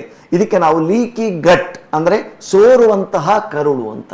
ಕರುಳಿನ ಸೋರುವಿಕೆ ಅಂದರೆ ಕರುಳಿನ ಯಾವ ಒಂದು ದೇಹಕ್ಕೆ ಉಪಯುಕ್ತ ಅಂಶಗಳನ್ನು ಕರುಳು ರಕ್ತಕ್ಕೆ ಬಿಟ್ಟುಕೊಡಬೇಕು ಅದಕ್ಕೆ ಮಾತ್ರ ಸೀಮಿತ ಆಗಿರೋದು, ಅದು ವಿಷಕಾರಿ ಅಂಶಗಳನ್ನು ಕೂಡ ರಕ್ತಕ್ಕೆ ಬಿಟ್ಟುಕೊಳ್ತದೆ. ಇದಕ್ಕೆ ಹಲವು ಆಹಾರವನ್ನು ಸೇರಿಸಿದಂತೆ ಹಲವು ಕಾರಣಗಳು ನಾನೀಗ ಹೇಳಿದೆ. ಇದಕ್ಕೆ ಇನ್ನೊಂದು ಕಾರಣ ಮನಸ್ಸು, ಸ್ಟ್ರೆಸ್, ಒತ್ತಡ ಎನ್ನುವಂಥದ್ದು. ನಮ್ಮ ಮಾನಸಿಕವಾದ ಆತಂಕ, ಶೋಕ, ಖಿನ್ನತೆ, ಕೋಪ, ದ್ವೇಷ ಇತ್ಯಾದಿ ಎಲ್ಲವೂ ಕೂಡ ಕರುಳಿನ ಮೇಲೆ ಈ ರೀತಿಯ ದುಷ್ಪರಿಣಾಮ ಬೀರ್ತದೆ. ಅದು ವಿಷಕಾರಕ ಅಂಶಗಳನ್ನು ರಕ್ತಕ್ಕೆ ಬಿಟ್ಟುಕೊಟ್ಟು ಅದು ದೇಹದ ಎಲ್ಲ ಕಡೆಗೂ ಪಸರಿಸುವ ಹಾಗೆ ಮಾಡ್ತದೆ ನಮ್ಮ ಮನಸ್ಸಿನ ಒತ್ತಡ. ಇದು ಇವತ್ತು ವಿಜ್ಞಾನಿಗಳು ಕಂಡುಕೊಂಡ ಸಂಶೋಧನೆಯ ಒಂದು ಭಾಗ. ಅದನ್ನು ಆಯುರ್ವೇದದಲ್ಲಿ ಮೊದಲೇ ಹೇಳಿದ್ದಾರೆ. ಕರುಳು ಎಂತ ಇದ್ರೂ ಇದನ್ನು ಎರಡನೇ ಮೆದುಳು ಅಂತ ಕಳ್ತಿದ್ದಾರೆ. ಈ ಜೀರ್ಣಾಂಗ ವ್ಯೂಹ ಅಥವಾ ಕರುಳಿನ ಈ ಬಾಯಿಂದ ಹಿಡಿದು ಕರುಳಿನವರೆಗಿನ ಭಾಗವನ್ನು ಎರಡನೇ ಮೆದುಳು ಅಂತ, ಅಂದರೆ ಅಷ್ಟು ಪ್ರಾಮುಖ್ಯತೆ ಅಂತ. ಆದ ಕಾರಣ ಕರುಳಿನ ಇದು ಬಹಳ ಪ್ರಾಮುಖ್ಯ. ನಾವು ಮಾಡುವಂಥ ಪ್ರಜ್ಞಾಪರಾಧ ಗೊತ್ತಿದ್ದು ಈಗ ಒಂದು ಆಹಾರ ನಮಗೆ ಹಾನಿ ಮಾಡ್ತದೆ ಅಂತ ಗೊತ್ತಿದ್ರೂ ಕೂಡ ಅದನ್ನು ಸೇವನೆ ಮಾಡುವಂಥದ್ದು. ಕೆಲವರಿಗೆ ಗೊತ್ತಿರುವುದಿಲ್ಲ, ಗೊತ್ತಿಲ್ಲದೆ ಸೇವನೆ ಮಾಡ್ತಾರೆ. ಇನ್ನು ಕೆಲವರು ಗೊತ್ತಿದ್ರೂ ಆ ಮನಸ್ಸಿನ ನಿಯಂತ್ರಣ ದೃಢತೆ ಇಲ್ಲದೆ ಅಂಥ ಆಹಾರಗಳನ್ನು ಸೇವನೆ ಮಾಡ್ತಾರೆ. ಈ ರೀತಿಯ ಎಲ್ಲ ನಮ್ಮ ವ್ಯವಸ್ಥೆಗಳಿಂದಾಗಿ ಜಠರ ಹೊಟ್ಟೆಯೊಳಗಿನ ಅಗ್ನಿ ಜೀರ್ಣಶಕ್ತಿಯ ಮೇಲೆ ಪ್ರಭಾವ ಬೀರ್ತದೆ. ಆಮೇಲೆ ಆಮ ವಿಷ ಅಂತ ಹೇಳುವಂಥದ್ದು ಉಂಟಾಗ್ತದೆ, ಅದು ರಕ್ತಕ್ಕೆ ಸೇರ್ತದೆ. ಅದು ರಕ್ತಕ್ಕೆ ಸೇರಿ ಅದು ಗಂಟುಗಳಲ್ಲಿ ಹೋಗಿ ಕೂತ್ಕೊಂಡು ಅದು ಅಲ್ಲಿ ಬಹಳ ವ್ಯಾಪಕವಾದ ದುಷ್ಪರಿಣಾಮವನ್ನು ಬೀರ್ತದೆ. ಇದು ಬಹಳ ಆಳವಾದ, ಇವತ್ತು ಇರುವಂಥ ಆಳವಾದ ವಿಶ್ಲೇಷಣೆಯ ಒಂದು ಅಂಶ. ಓಕೆ, ಹಾಗೇನೆ ಆಮವಾತ ಅನ್ನೋವಂಥದ್ದು ಪುರುಷರಿಗಿಂತ ಹೆಚ್ಚಾಗಿ ಮಹಿಳೆಯರಿಗೆ ಕಾಡ್ತಾ ಇದೆ ಅನ್ನೋವಂಥದ್ದು ಕೂಡ ಇರುವಂಥದ್ದು. ಹೌದು, ಮಹಿಳೆಯರಲ್ಲಿ ಏನಂತ ಕೇಳಿದ್ರೆ ಈ ಸಾಧಾರಣ ಹಾರ್ಮೋನ್ಗಳ ವೇರಿಯೇಷನ್ ಇರುವಂತಹ ಟೈಮಲ್ಲಿ, ಅಂದರೆ ಹಾರ್ಮೋನ್ಗಳ ವೇರಿಯೇಷನು ಮತ್ತು ಕೆಲವೊಂದ್ಸಲ ಈ ಪೆರಿಮೆನಾಪಾಸಲ್ ಅಂದರೆ ಋತುಚಕ್ರ ನಿಲ್ಲುವಂಥ ಅದರ ಆಸುಪಾಸಿನ ಅವಧಿಯಲ್ಲಿ ಮನಸ್ಸಿನ ಒತ್ತಡಗಳು ಉಂಟಾಗ್ತದೆ ಮತ್ತು ಬೇರೆ ಬೇರೆ ಸಾಮಾಜಿಕ ಕಾರಣಗಳು ಕೂಡ ಇದೆ. ಆದರೆ ಇದು ಮಹಿಳೆಯರಲ್ಲಿ ಪುರುಷರಲ್ಲಿ ಅಂತೆಲ್ಲ, ಇವತ್ತು ಇದು ಎಲ್ಲ ವರ್ಗದಲ್ಲಿ ಕೂಡ ಕಂಡು ಬರ್ತದೆ. ಮೊದಲ ಒಂದು ಸಮಯ ಇತ್ತು ಇದು ಮಹಿಳೆಯರಲ್ಲಿ ಹೆಚ್ಚು ಕಂಡು ಬರ್ತದೆ ಅಂತ, ಆದರೆ ಇವತ್ತು ಇದು ಮಕ್ಕಳಿಂದ ಹಿಡಿದು ಮುದುಕರವರೆಗೆ, ಇವತ್ತು ಮಕ್ಕಳಿಂದ ಹಿಡಿದು ಮುದುಕರವರೆಗೆ, ಅಂದರೆ ಯಾವುದೇ ಒಂದು ಅದಕ್ಕೆ ನಿರ್ಬಂಧ ಇಲ್ಲದೆ. ಯಾಕೆಂದರೆ ಇವತ್ತು ನಮ್ಮ ಆಹಾರವನ್ನು, ನಾನೀಗ ಹೇಳಿದಾಗೆ ಆಹಾರವನ್ನು ಕೆಡಿಸಿಕೊಂಡಿದ್ದೇವೆ, ಹೊಟ್ಟೆಯನ್ನು ಕೆಡಿಸಿಕೊಂಡಿದ್ದೇವೆ, ನಮ್ಮ ನಿದ್ರೆಯನ್ನು ಕೆಡಿಸಿಕೊಂಡಿದ್ದೇವೆ, ನಮ್ಮ ಮನಸ್ಸನ್ನು ಕೆಡಿಸಿಕೊಂಡಿದ್ದೇವೆ ಮತ್ತು ಅದನ್ನು ಕೆಡಿಸಿಕೊಳ್ಳುವುದಕ್ಕೆ ಹಲವಾರು ಕಾರಣಗಳು ನಮ್ಮಲ್ಲಿ ಬಹಳ ಸಿದ್ಧವಾಗಿದೆ. ಈ ಕಾರಣಗಳಿಂದಾಗಿ ಅದು ಈಗ ಸಾಮಾನ್ಯ ಎಲ್ಲರಲ್ಲಿಯೂ, ಮಕ್ಕಳಲ್ಲಿ ಕೂಡ ಇದು ಕಾಣಿಸಿಕೊಳ್ಳುವಂಥದ್ದಿದೆ ರುಮಟಾಯ್ಡ್ ಆರ್ಥರೈಟಿಸ್. ಯಾಕೆಂದರೆ ಅದು ಕೆಲವೊಂದು ಆನುವಂಶೀಯ ಕಾರಣಗಳಿರ್ತದೆ. ಆದರೆ ಆನುವಂಶೀಯ ಕಾರಣಗಳು ಪೂರಕ ಪರಿಸರ ಇಲ್ಲದಿದ್ದರೆ ಅದು ವ್ಯಕ್ತ ಆಗುವುದಿಲ್ಲ. ಈಗ ಆನುವಂಶೀಯ ಕಾರಣ, ಅವರ ಕುಟುಂಬದಲ್ಲಿ ಹಿರಿಯರಿಗೆ ರುಮಟಾಯ್ಡ್ ಆರ್ಥರೈಟಿಸ್ ಇತ್ತು ಎನ್ನುವ ಕಾರಣಕ್ಕೆ ಅದು ಮಕ್ಕಳಿಗೆ ಬರಬೇಕು ಅಂತಿರಲಿಲ್ಲ. ಆದರೆ ಮಕ್ಕಳಿಗೆ ಮತ್ತೆ ನಾವು ಪುನಃ ಅದಕ್ಕೆ ಪ್ರೇರಕವಾಗುವಂಥ ಆಹಾರಗಳನ್ನು ಕೊಡುವುದು, ಅಂದರೆ ತಪ್ಪಾದ ಆಹಾರಗಳನ್ನು, ತುಂಬ ರಾಂಗ್ ಫುಡ್ ಕೊಡುವಂಥದ್ದು. ಅಂದರೆ ಈ ರೀತಿ ಈಗ ನಾವು ಮಕ್ಕಳಿಗೆ ಹೆತ್ತವರು ಬಹಳ ದೊಡ್ಡ ತಪ್ಪು ಮಾಡ್ತಾ ಇದ್ದಾರೆ. ಈಗ ಮಕ್ಕಳಲ್ಲಿ ಕೂಡ ರುಮಟಾಯ್ಡ್ ಆರ್ಥರೈಟಿಸ್ ಕಾಣುವಂಥ ಸ್ಥಿತಿ ಇದೆ. ಅಂದರೆ ಹೆತ್ತವರು ತಾವೇ ಕೈಯಾರೆ ಮಕ್ಕಳನ್ನು ಮರಣಕೂಪಕ್ಕೆ ತಳ್ಳುವಂತಹ ಒಂದು ಸ್ಥಿತಿ ನಿರ್ಮಾಣ ಆಗಿದೆ. ಅಂದರೆ ಮಕ್ಕಳಿಗೆ ಯಾವುದನ್ನು ಕೊಡಬೇಕು ಕೊಡಬಾರದು ಎನ್ನುವ ಪ್ರಜ್ಞೆಯೇ ಹೆತ್ತವರಲ್ಲಿ ಕಳೆದು ಹೋಗಿದೆ. ಈಗ ನಾನು ಇತ್ತೀಚೆಗೆ ಒಂದು ಸೂಪರ್ ಮಾರ್ಕೆಟಿಗೆ ಹೋಗಿದ್ದೆ. ಅಲ್ಲಿ ಇಬ್ಬರು ಸಣ್ಣ, ಬಹುಶಃ 1 ಮತ್ತು 2ನೇ ಕ್ಲಾಸಿನ ಮಕ್ಕಳು, ಅವರೆಲ್ಲ ಅಲ್ಲಿದ್ದ ತಂಪು ಪಾನೀಯದ ಬಾಟ್ಲಿಗಳನ್ನು ಗಾಡಿಗೆ ತುಂಬಿಸ್ತಾ ಇದ್ರು, ಪ್ಯಾಕ್ ಮಾಡ್ತಾ ಇದ್ರು. ಆ ತಂಪು ಪಾನೀಯದಲ್ಲಿರುವಂಥ ಪ್ರಿಸರ್ವೇಟಿವ್ಸು, ಕಲರು, ಕೆಮಿಕಲ್ಸು, ಕೃತಕ ರುಚಿ ಮತ್ತು ಸಿಹಿ ಬರುವುದಕ್ಕೆ ಹಾಕಿರುವಂಥ ಸ್ಯಾಕರಿನ್, ಇಷ್ಟೂ ಅಂಶ ಸೇರಿ ಮಕ್ಕಳ ದೇಹದ ವ್ಯವಸ್ಥೆಯನ್ನು ಯಾವ ರೀತಿ ಡ್ಯಾಮೇಜ್ ಮಾಡ್ಬೋದು ಅಂತ ಹೆತ್ತವರಿಗೆ ಕೂಡ ಆ ಪರಿವೆ ಇರಲಿಕ್ಕಿಲ್ಲ ಅಂತ ಅನಿಸ್ತದೆ. ಎಷ್ಟೋ ತಂಪು, ನಾನು ಇದನ್ನು ಕಣ್ಣಾರೆ ನೋಡ್ತಾ ಇದ್ದೆ. ಅಂದರೆ ಪರಿಸ್ಥಿತಿ ಹೀಗಾಗಿದೆ ಅಂತ. ನಾವೇ ಮಕ್ಕಳಲ್ಲಿ ಕೂಡ ಇಂಥ ಕಾಯಿಲೆ ಬರುವ ಹಾಗೆ ಹೆತ್ತವರು ತಮ್ಮ ಮಕ್ಕಳಿಗೆ, ಒಬ್ಬರು ನಾನು ಐಸ್ ಕ್ರೀಮ್ ತಿನ್ನಬಾರ್ದು ಅಂತ ಒಂದು ಕಾಯಿಲೆಗೆ ಒಂದು ಮಗುವಿನ ತಾಯಿಗೆ ಹೇಳಿದೆ. ಆ ತಾಯಿ ತನ್ನ ಸಹೋದ್ಯೋಗಿಯಲ್ಲಿ ಹೇಳಿದರಂತೆ, ಅವರು ಕಾಲೇಜು ಪ್ರಾಧ್ಯಾಪಕಿ. ಆ ಸಹೋದ್ಯೋಗಿಲ್ಲ ಅವರು ಹೇಳಿದ್ರಂತೆ, ಅಯ್ಯೋ ಇಂಥ ಡಾಕ್ಟ್ರನ್ನು ನಾನು ನೋಡ್ಲಿಕ್ಕಿಲ್ಲ, ಯಾಕಂದ್ರೆ ಐಸ್ ಕ್ರೀಮ್ ತಿನ್ನಬಾರದು, ಈಗಿನ ಕಾಲದಲ್ಲಿ ಐಸ್ ಕ್ರೀಮ್ ತಿನ್ನಬಾರದು ಅಂದ್ರೆ ಹೇಗೆ ಅಂತ. ಆದರೆ ಐಸ್ ಕ್ರೀಮು ಮತ್ತೆ ಈ ತರದ ಕೆಮಿಕಲ್ ತುಂಬಿಸಿದಂತಹ ರಾಸಾಯನಿಕ ಮತ್ತು ಬಹಳ ಮಾರಕವಾದ ವಸ್ತುಗಳನ್ನು ಹೊತ್ತಿರುವಂತಹ ಅದನ್ನು ಪದೇ ಪದೇ ನಾವು ಮಕ್ಕಳಿಗೆ ತಿನ್ನಿಸಿದ್ರೆ ಯಾವ ರೀತಿ ಆಗ್ಬೋದು ಎನ್ನುವುದರ ಅರಿವು ಬಹುಶಃ ವಿದ್ಯಾವಂತರಿಗೆ ಕೂಡ ಇಲ್ಲ ಅಂತ ಕಾಣ್ತದೆ ನನಗೆ. ಅದರಿಂದಾಗಿ ಈ ರೀತಿಯ ಕಾಯಿಲೆಗಳು ಮತ್ತೆ ಮತ್ತೆ ಕಾಣಿಸಿಕೊಳ್ತದೆ. ಆರೋಗ್ಯ ನಾವು ಯಾವ ರೀತಿಯಾಗಿ ಕಾಪಾಡಬೇಕು ಅಂದ್ರೆ ನಮ್ಮ ಆಹಾರ ವ್ಯವಸ್ಥೆ ಕೂಡ ಕರೆಕ್ಟ್ ಆಗಿರ್ಬೇಕು. ಅದು ಹೆತ್ತವರು ಅದನ್ನ ಮಕ್ಕಳಿಗೆ ಹೇಳ್ಕೊಡ್ಬೇಕು. ಮತ್ತೆ ಆಹಾರ ಮತ್ತು ಮನಸ್ಸು ಎರಡು ಕೂಡ ಇದೆ. ಹೌದೌದು. ಹಾಗೇನೆ ಈ ಒಂದು ಆಮವಾತವನ್ನ ತುಂಬಾ ವರ್ಷಗಳಿಂದ ಅನುಭವಿಸ್ತಾ ಇರುವವರು, ನೋವನ್ನ ಅನುಭವಿಸ್ತಾ ಇರುವವರು ತುಂಬಾ ಜನ ಹೇಳುವಂತಿದೆ, ಇದು ಕರೆಕ್ಟ್ ಆಗಿ ಕಡಿಮೆಯಾಗುವಂತ ವ್ಯವಸ್ಥೆ ಅಲ್ಲ, ಪರಿಣಾಮಕಾರಿಯಾದಂತಹ ಚಿಕಿತ್ಸೆ ಇದಕ್ಕೆ ಇಲ್ಲ ಅನ್ನೋವಂಥದ್ದನ್ನೇ ಕೆಲವರು ಗಟ್ಟಿ ಮಾಡ್ಕೊಂಡು ಬಿಟ್ಟಿದ್ದಾರೆ. ನಿಜವಾಗ್ಲೂ ಪರಿಣಾಮಕಾರಿಯಾಗಿ ಗುಣ ಮಾಡಬಹುದಾ ಇದನ್ನ ಅಂತ? ಇದಕ್ಕೆ ಚಿಕಿತ್ಸೆ ಇದೆಯಾ? ಹೇಗೆ ಇದಕ್ಕೆ ಪರಿಣಾಮಕಾರಿಯಾದ ಚಿಕಿತ್ಸೆಯನ್ನು ನಾವು ಯೋಚನೆ ಮಾಡೋದಕ್ಕೆ ಮೊದಲು ಯಾವಾಗ ನಾವಿದನ್ನು ಆಮವಾತ ಅಥವಾ ರೊಮ್ಯಾಟಾಯ್ಡ್ ಆರ್ಥರೈಟಿಸ್ ಅಂತ ಇದರ ಲಕ್ಷಣಗಳು ಹೇಗಿರ್ತದೆ ಅಂತ ಅದನ್ನು ನೋಡೋದು ಬಹಳ ಒಳ್ಳೆಯದು ಅಂತ ಅನಿಸ್ತದೆ ನನಗೆ. ಅಂದ್ರೆ ಇದು ಯಾವ ರೀತಿ ಕಾಣಿಸಿಕೊಳ್ತದೆ ರೋಗಿಯಲ್ಲಿ, ಒಬ್ಬ ವ್ಯಕ್ತಿಯಲ್ಲಿ ಅಂತ ಯಾವಾಗ ನಾವು ಅದನ್ನು ಆಮವಾತ ಅಂತ ಹೇಳಿ ಸಂದೇಹಿಸಬಹುದು. ನೋಡಿ, ಒಂದು ಗಂಟುಗಳಲ್ಲಿ ನೋವು ಮತ್ತೆ ಬಾವು, ಊತ ಕಾಣಿಸಿಕೊಳ್ಳುವಂಥದ್ದು ಗಂಟುಗಳಲ್ಲಿ. ಇದು ಆರಂಭದಲ್ಲಿ ಸಾಮಾನ್ಯವಾಗಿ ಈ ಬೆರಳುಗಳ ಸಂಧಿಗಳು, ಈ ಬೆರಳುಗಳ ಗಂಟುಗಳಲ್ಲಿ ಮಣಿಗಂಟು, ಈ ಗಂಟುಗಳಲ್ಲಿ ಆರಂಭವಾಗಿ ಕಾಲಿನ ಮತ್ತು ಕೈಯ ಬೆರಳ ಸಂಧಿಗಳು ಮತ್ತು ಪಾದದ ಮಣಿಗಂಟು ಇದರಿಂದ ಆರಂಭವಾಗಿ ನಂತರ ನಿಧಾನಕ್ಕೆ ಮೊಣಕೈ ಮತ್ತು ಮಂಡಿ ಇಲ್ಲಿಗೆ ವ್ಯಾಪಿಸಿ ಅದು ದೇಹದ ಬೇರೆ ಕೆಲವು ಸಲ ಕುತ್ತಿಗೆ ನೋವು ಕೂಡ ಕಾಣಿಸಿಕೊಳ್ಬೋದು. ಈ ಗಂಟುಗಳ ನೋವು ಮತ್ತೆ ಉರಿಯೂತ ಅಂತ ಹೇಳುವಂಥದ್ದು. ಸೊಂಟ ನೋವು ಅಥವಾ ಬೆನ್ನು ನೋವು ತುಂಬ ಕಡಿಮೆ ಕೆಲವರಲ್ಲಿ ಇರಬಹುದು, ಆದರೆ ಬಹಳ ಸಾಮಾನ್ಯವಾಗಿ ಕಡಿಮೆ ಇರ್ತದೆ. ಹೆಚ್ಚಾಗಿ ಕೈ ಮತ್ತು ಕಾಲಿನ ಬೆರಳ ಸಂಧಿಗಳು ಮತ್ತು ಮಣಿಗಂಟುಗಳಲ್ಲಿ ಈ ಊತ ಮತ್ತು ನೋವು ಕಾಣಿಸಿಕೊಳ್ಳುವಂಥದ್ದು. ಮತ್ತು ಚಲನೆ ತುಂಬ ಕಷ್ಟ ಆಗುವಂಥದ್ದು. Mobility, movement of the joints, ಅಂದರೆ ಮಂಡಿಯ ಚಲನೆ ಇರ್ಬೋದು, ಎದ್ದು ನಿಂತುಕೊಳ್ಳುವಾಗ ಇರ್ಬೋದು, ಆ ಜಾಯಿಂಟ್ಗಳನ್ನು ಚಲನೆ ಮಾಡುವಾಗ ನೋವು ಕಾಣಿಸಿಕೊಳ್ಬೋದು. ಅದು ಮಧ್ಯಂತರ ಇರ್ತದೆ. ಕೆಲವು ಸಲ ನೋವು ಕಾಣಿಸಿಕೊಳ್ತದೆ, ಕೆಲವು ಸಲ ನೋವು ಕಾಣಿಸಿಕೊಳ್ಳುವುದಿಲ್ಲ ಚಲನೆ ಮಾಡುವಾಗ, ಈ ರೀತಿ ಇರ್ತದೆ. ಇನ್ನೊಂದು ಮಾರ್ನಿಂಗ್ ಸ್ಟಿಫ್ನೆಸ್ ಅಂತ. ಸ್ಟಿಫ್ನೆಸ್ ಅಂದರೆ ಬಿಗಿತ, ಗಂಟುಗಳು ಮತ್ತು ಮಾಂಸಖಂಡಗಳ ಸಂಧಿಗಳ ಭಾಗದ ಮಾಂಸಖಂಡಗಳ ಬಿಗಿತ ಉಂಟಾಗುವಂಥದ್ದು ಸ್ಟಿಫ್ನೆಸ್. ಇದು ಹೆಚ್ಚಾಗಿ ಬೆಳಗ್ಗಿನ ಸಮಯದಲ್ಲಿ ಈ ರೀತಿಯ ಸ್ಟಿಫ್ನೆಸ್, ಗಂಟುಗಳ ಬಿಗಿತ ಕಾಣಿಸಿಕೊಳ್ಳುವ. ನಾವು ಅದ್ರ ಬಗ್ಗೆ ಮಾತಾಡುವ. ಒಂದು ಕಾಲ್ ಇದೆ, ಮಾತಾಡೋಣ. Hello hello hello hello hello hello ನಮಸ್ತೆ. ಹಲೋ ಹಲೋ ಕೇಳಿಸ್ತಿದ್ಯಾ ನಮ್ಮ ವಾಯ್ಸ್? ಕೇಳಿಸ್ತಾ ಇದೆ. ನಮಸ್ತೆ. ಅವರು ಮಾತಾಡ್ತಾ ಇದ್ದಾರೆ ಬಟ್ ಇಲ್ಲಿ ಅದೇ ಕೇಳಿಸ್ತಾ ಇಲ್ಲ. ಹಲೋ ಹಲೋ ಹಲೋ ಹಲೋ ಕೇಳಿಸ್ತಾ ಹಲೋ ಸರ್, ಕೇಳಿಸ್ತಿದ್ಯಾ? ಹಾ ಕೇಳಿಸ್ತಾ ಇದೆ ಮೇಡಮ್. ಓಕೆ, ನಿಮ್ಮ ಹೆಸರು? ಗಣೇಶ್ ಕಾವ್ನಿಂದ. ಅಲ್ಲ, ಅವರು ಮಾತಾಡೋದು ನಮಗೆ ಕೇಳಿಸ್ತಾ ಇಲ್ಲ. ಅದೇ ಕೇಳಿಸ್ತಾ ಇಲ್ಲ, ನಿಮ್ಮ ವಾಯ್ಸ್ ಕೇಳಿಸ್ತಾ ಇಲ್ಲ ಸರ್. ಸ್ವಲ್ಪ ಜೋರಾಗಿ ಮಾತಾಡ್ಬೋದಾ? Hello hello hello. ಹಾ ಸರ್, ನಿಮ್ಮ ಹೆಸರು? ಹಲೋ ಗಣೇಶ್ ಅವರು. ಓಕೆ, ಎಲ್ಲಿಂದ ಕಾಲ್ ಮಾಡ್ತಿದ್ದೀರಾ? ಕಾವ್ನಿಂದ ಮೇಡಮ್. ಕಾವ್ನಿಂದ. ಓಕೆ ಸರ್, ಡಾಕ್ಟರ್ ಇದ್ದಾರೆ, ಮಾತಾಡಿ. ಹಾ ಓಕೆ ಹೇಳಿ ಗಣೇಶ್ ಅವರೇ. ಹಾ ಸರ್, ಈಗ ಈ ಸ್ವಲ್ಪ ನೀವು ದೊಡ್ಡ ದನಿಯಲ್ಲಿ ಮಾತಾಡಿದ್ರೆ ಒಳ್ಳೇದು ಅಂತ ನನಗೆ ಕಾಣ್ತದೆ ವಾಯ್ಸ್. ಹೇಳಿ ಗಣೇಶ್ ಅವರೇ. ಹಲೋ, ಪ್ರಾಬ್ಲಮ್ ಇದ್ದಾಗ ಗಂಟು ನೋವುಗಳೆಲ್ಲ ಬರುತ್ತಾ ಸರ್? ಹಾ ಹೇಳಿ. ಹಲೋ, ಹಾ ಹೇಳಿ ಗಣೇಶ್ ಅವರೇ, ಕೇಳಿಸ್ತಾ ಇದೆ, ಹೇಳಿ. ಆಸಿಡಿಟಿ ಪ್ರಾಬ್ಲಮ್ ಇದ್ದಾಗ ಗಂಟು ನೋವೆಲ್ಲ ಬರುತ್ತೆ ಸರ್? ಖಂಡಿತವಾಗಿ. ಯಾಕೆಂದ್ರೆ ನಾವು ಇವತ್ತು ಎಸಿಡಿಟಿ ಅಂತ ಹೇಳಿದ್ರೆ ಬರೀ ಹೊಟ್ಟೆಗೆ ಅಥವಾ ಇದಕ್ಕೆ ಸೀಮಿತವಾಗಿ ಇರುವಂತಹ ಒಂದು ಕಾಯಿಲೆ ಅಂತ ನಾವು ಇವತ್ತು ನಮ್ಮಷ್ಟಕ್ಕೆ ತೀರ್ಮಾನ ಮಾಡಿಕೊಂಡಿದ್ದೇವೆ. ಯಾಕೆಂದ್ರೆ ದೇಹವನ್ನು ಇಡಿಯಾಗಿ ನೋಡುವುದರ ಬದಲು ಬಿಡಿಯಾಗಿ ನೋಡುವಂತಹ ಒಂದು ವ್ಯವಸ್ಥೆ ಇವತ್ತು ವೈದ್ಯಕೀಯ ವಲಯದಲ್ಲಿ ಕೂಡ ಇದೆ. ಆದ್ರೆ ಇದು ಬಹಳ ತಪ್ಪು. ಸರಿಯಾದ ನುರಿತ ವೈದ್ಯ ಈ ಒಂದು ಸಂಬಂಧ ಅಂದ್ರೆ ಎಸಿಡಿಟಿ ಮತ್ತು ಗಂಟು ನೋವು, ಎಸಿಡಿಟಿ ಅಂದ್ರೆ ಹೊಟ್ಟೆಗೆ ಸಂಬಂಧಪಟ್ಟದ್ದು ನೋಡಿ. ಸೊ ಹೊಟ್ಟೆಗೆ ಮತ್ತೆ ಈ ಆಮವಾತ, ರುಮೆಟಾಯ್ಡ್ ಆರ್ಥರೈಟಿಸ್ ಅಥವಾ ಬೇರೆ ಯಾವುದೇ ರೀತಿಯ ಗಂಟು ನೋವು ಕಾಣಿಸಿಕೊಳ್ಳುವುದಕ್ಕೆ ಖಂಡಿತ ಸಾಧ್ಯ ಇದೆ. ಯಾಕೆಂದ್ರೆ ಆಯುರ್ವೇದದ ಪ್ರಕಾರ ಮತ್ತು ಇವತ್ತಿನ ಸಂಶೋಧನೆಗಳ ಪ್ರಕಾರ ಎಸಿಡಿಟಿ ಅಂದ್ರೆ ಹೊಟ್ಟೆಯ ಜೀರ್ಣಾಂಗ ವ್ಯೂಹದಲ್ಲಿನ ಸಮಸ್ಯೆ, ಇದು ಬೇರೆ ರೀತಿಯ ಗಂಟು ನೋವು ಕಾಣಿಸಿಕೊಳ್ಳುವುದಕ್ಕೆ ಕಾರಣ ಆಗುವ ಸಾಧ್ಯತೆ ಇದೆ.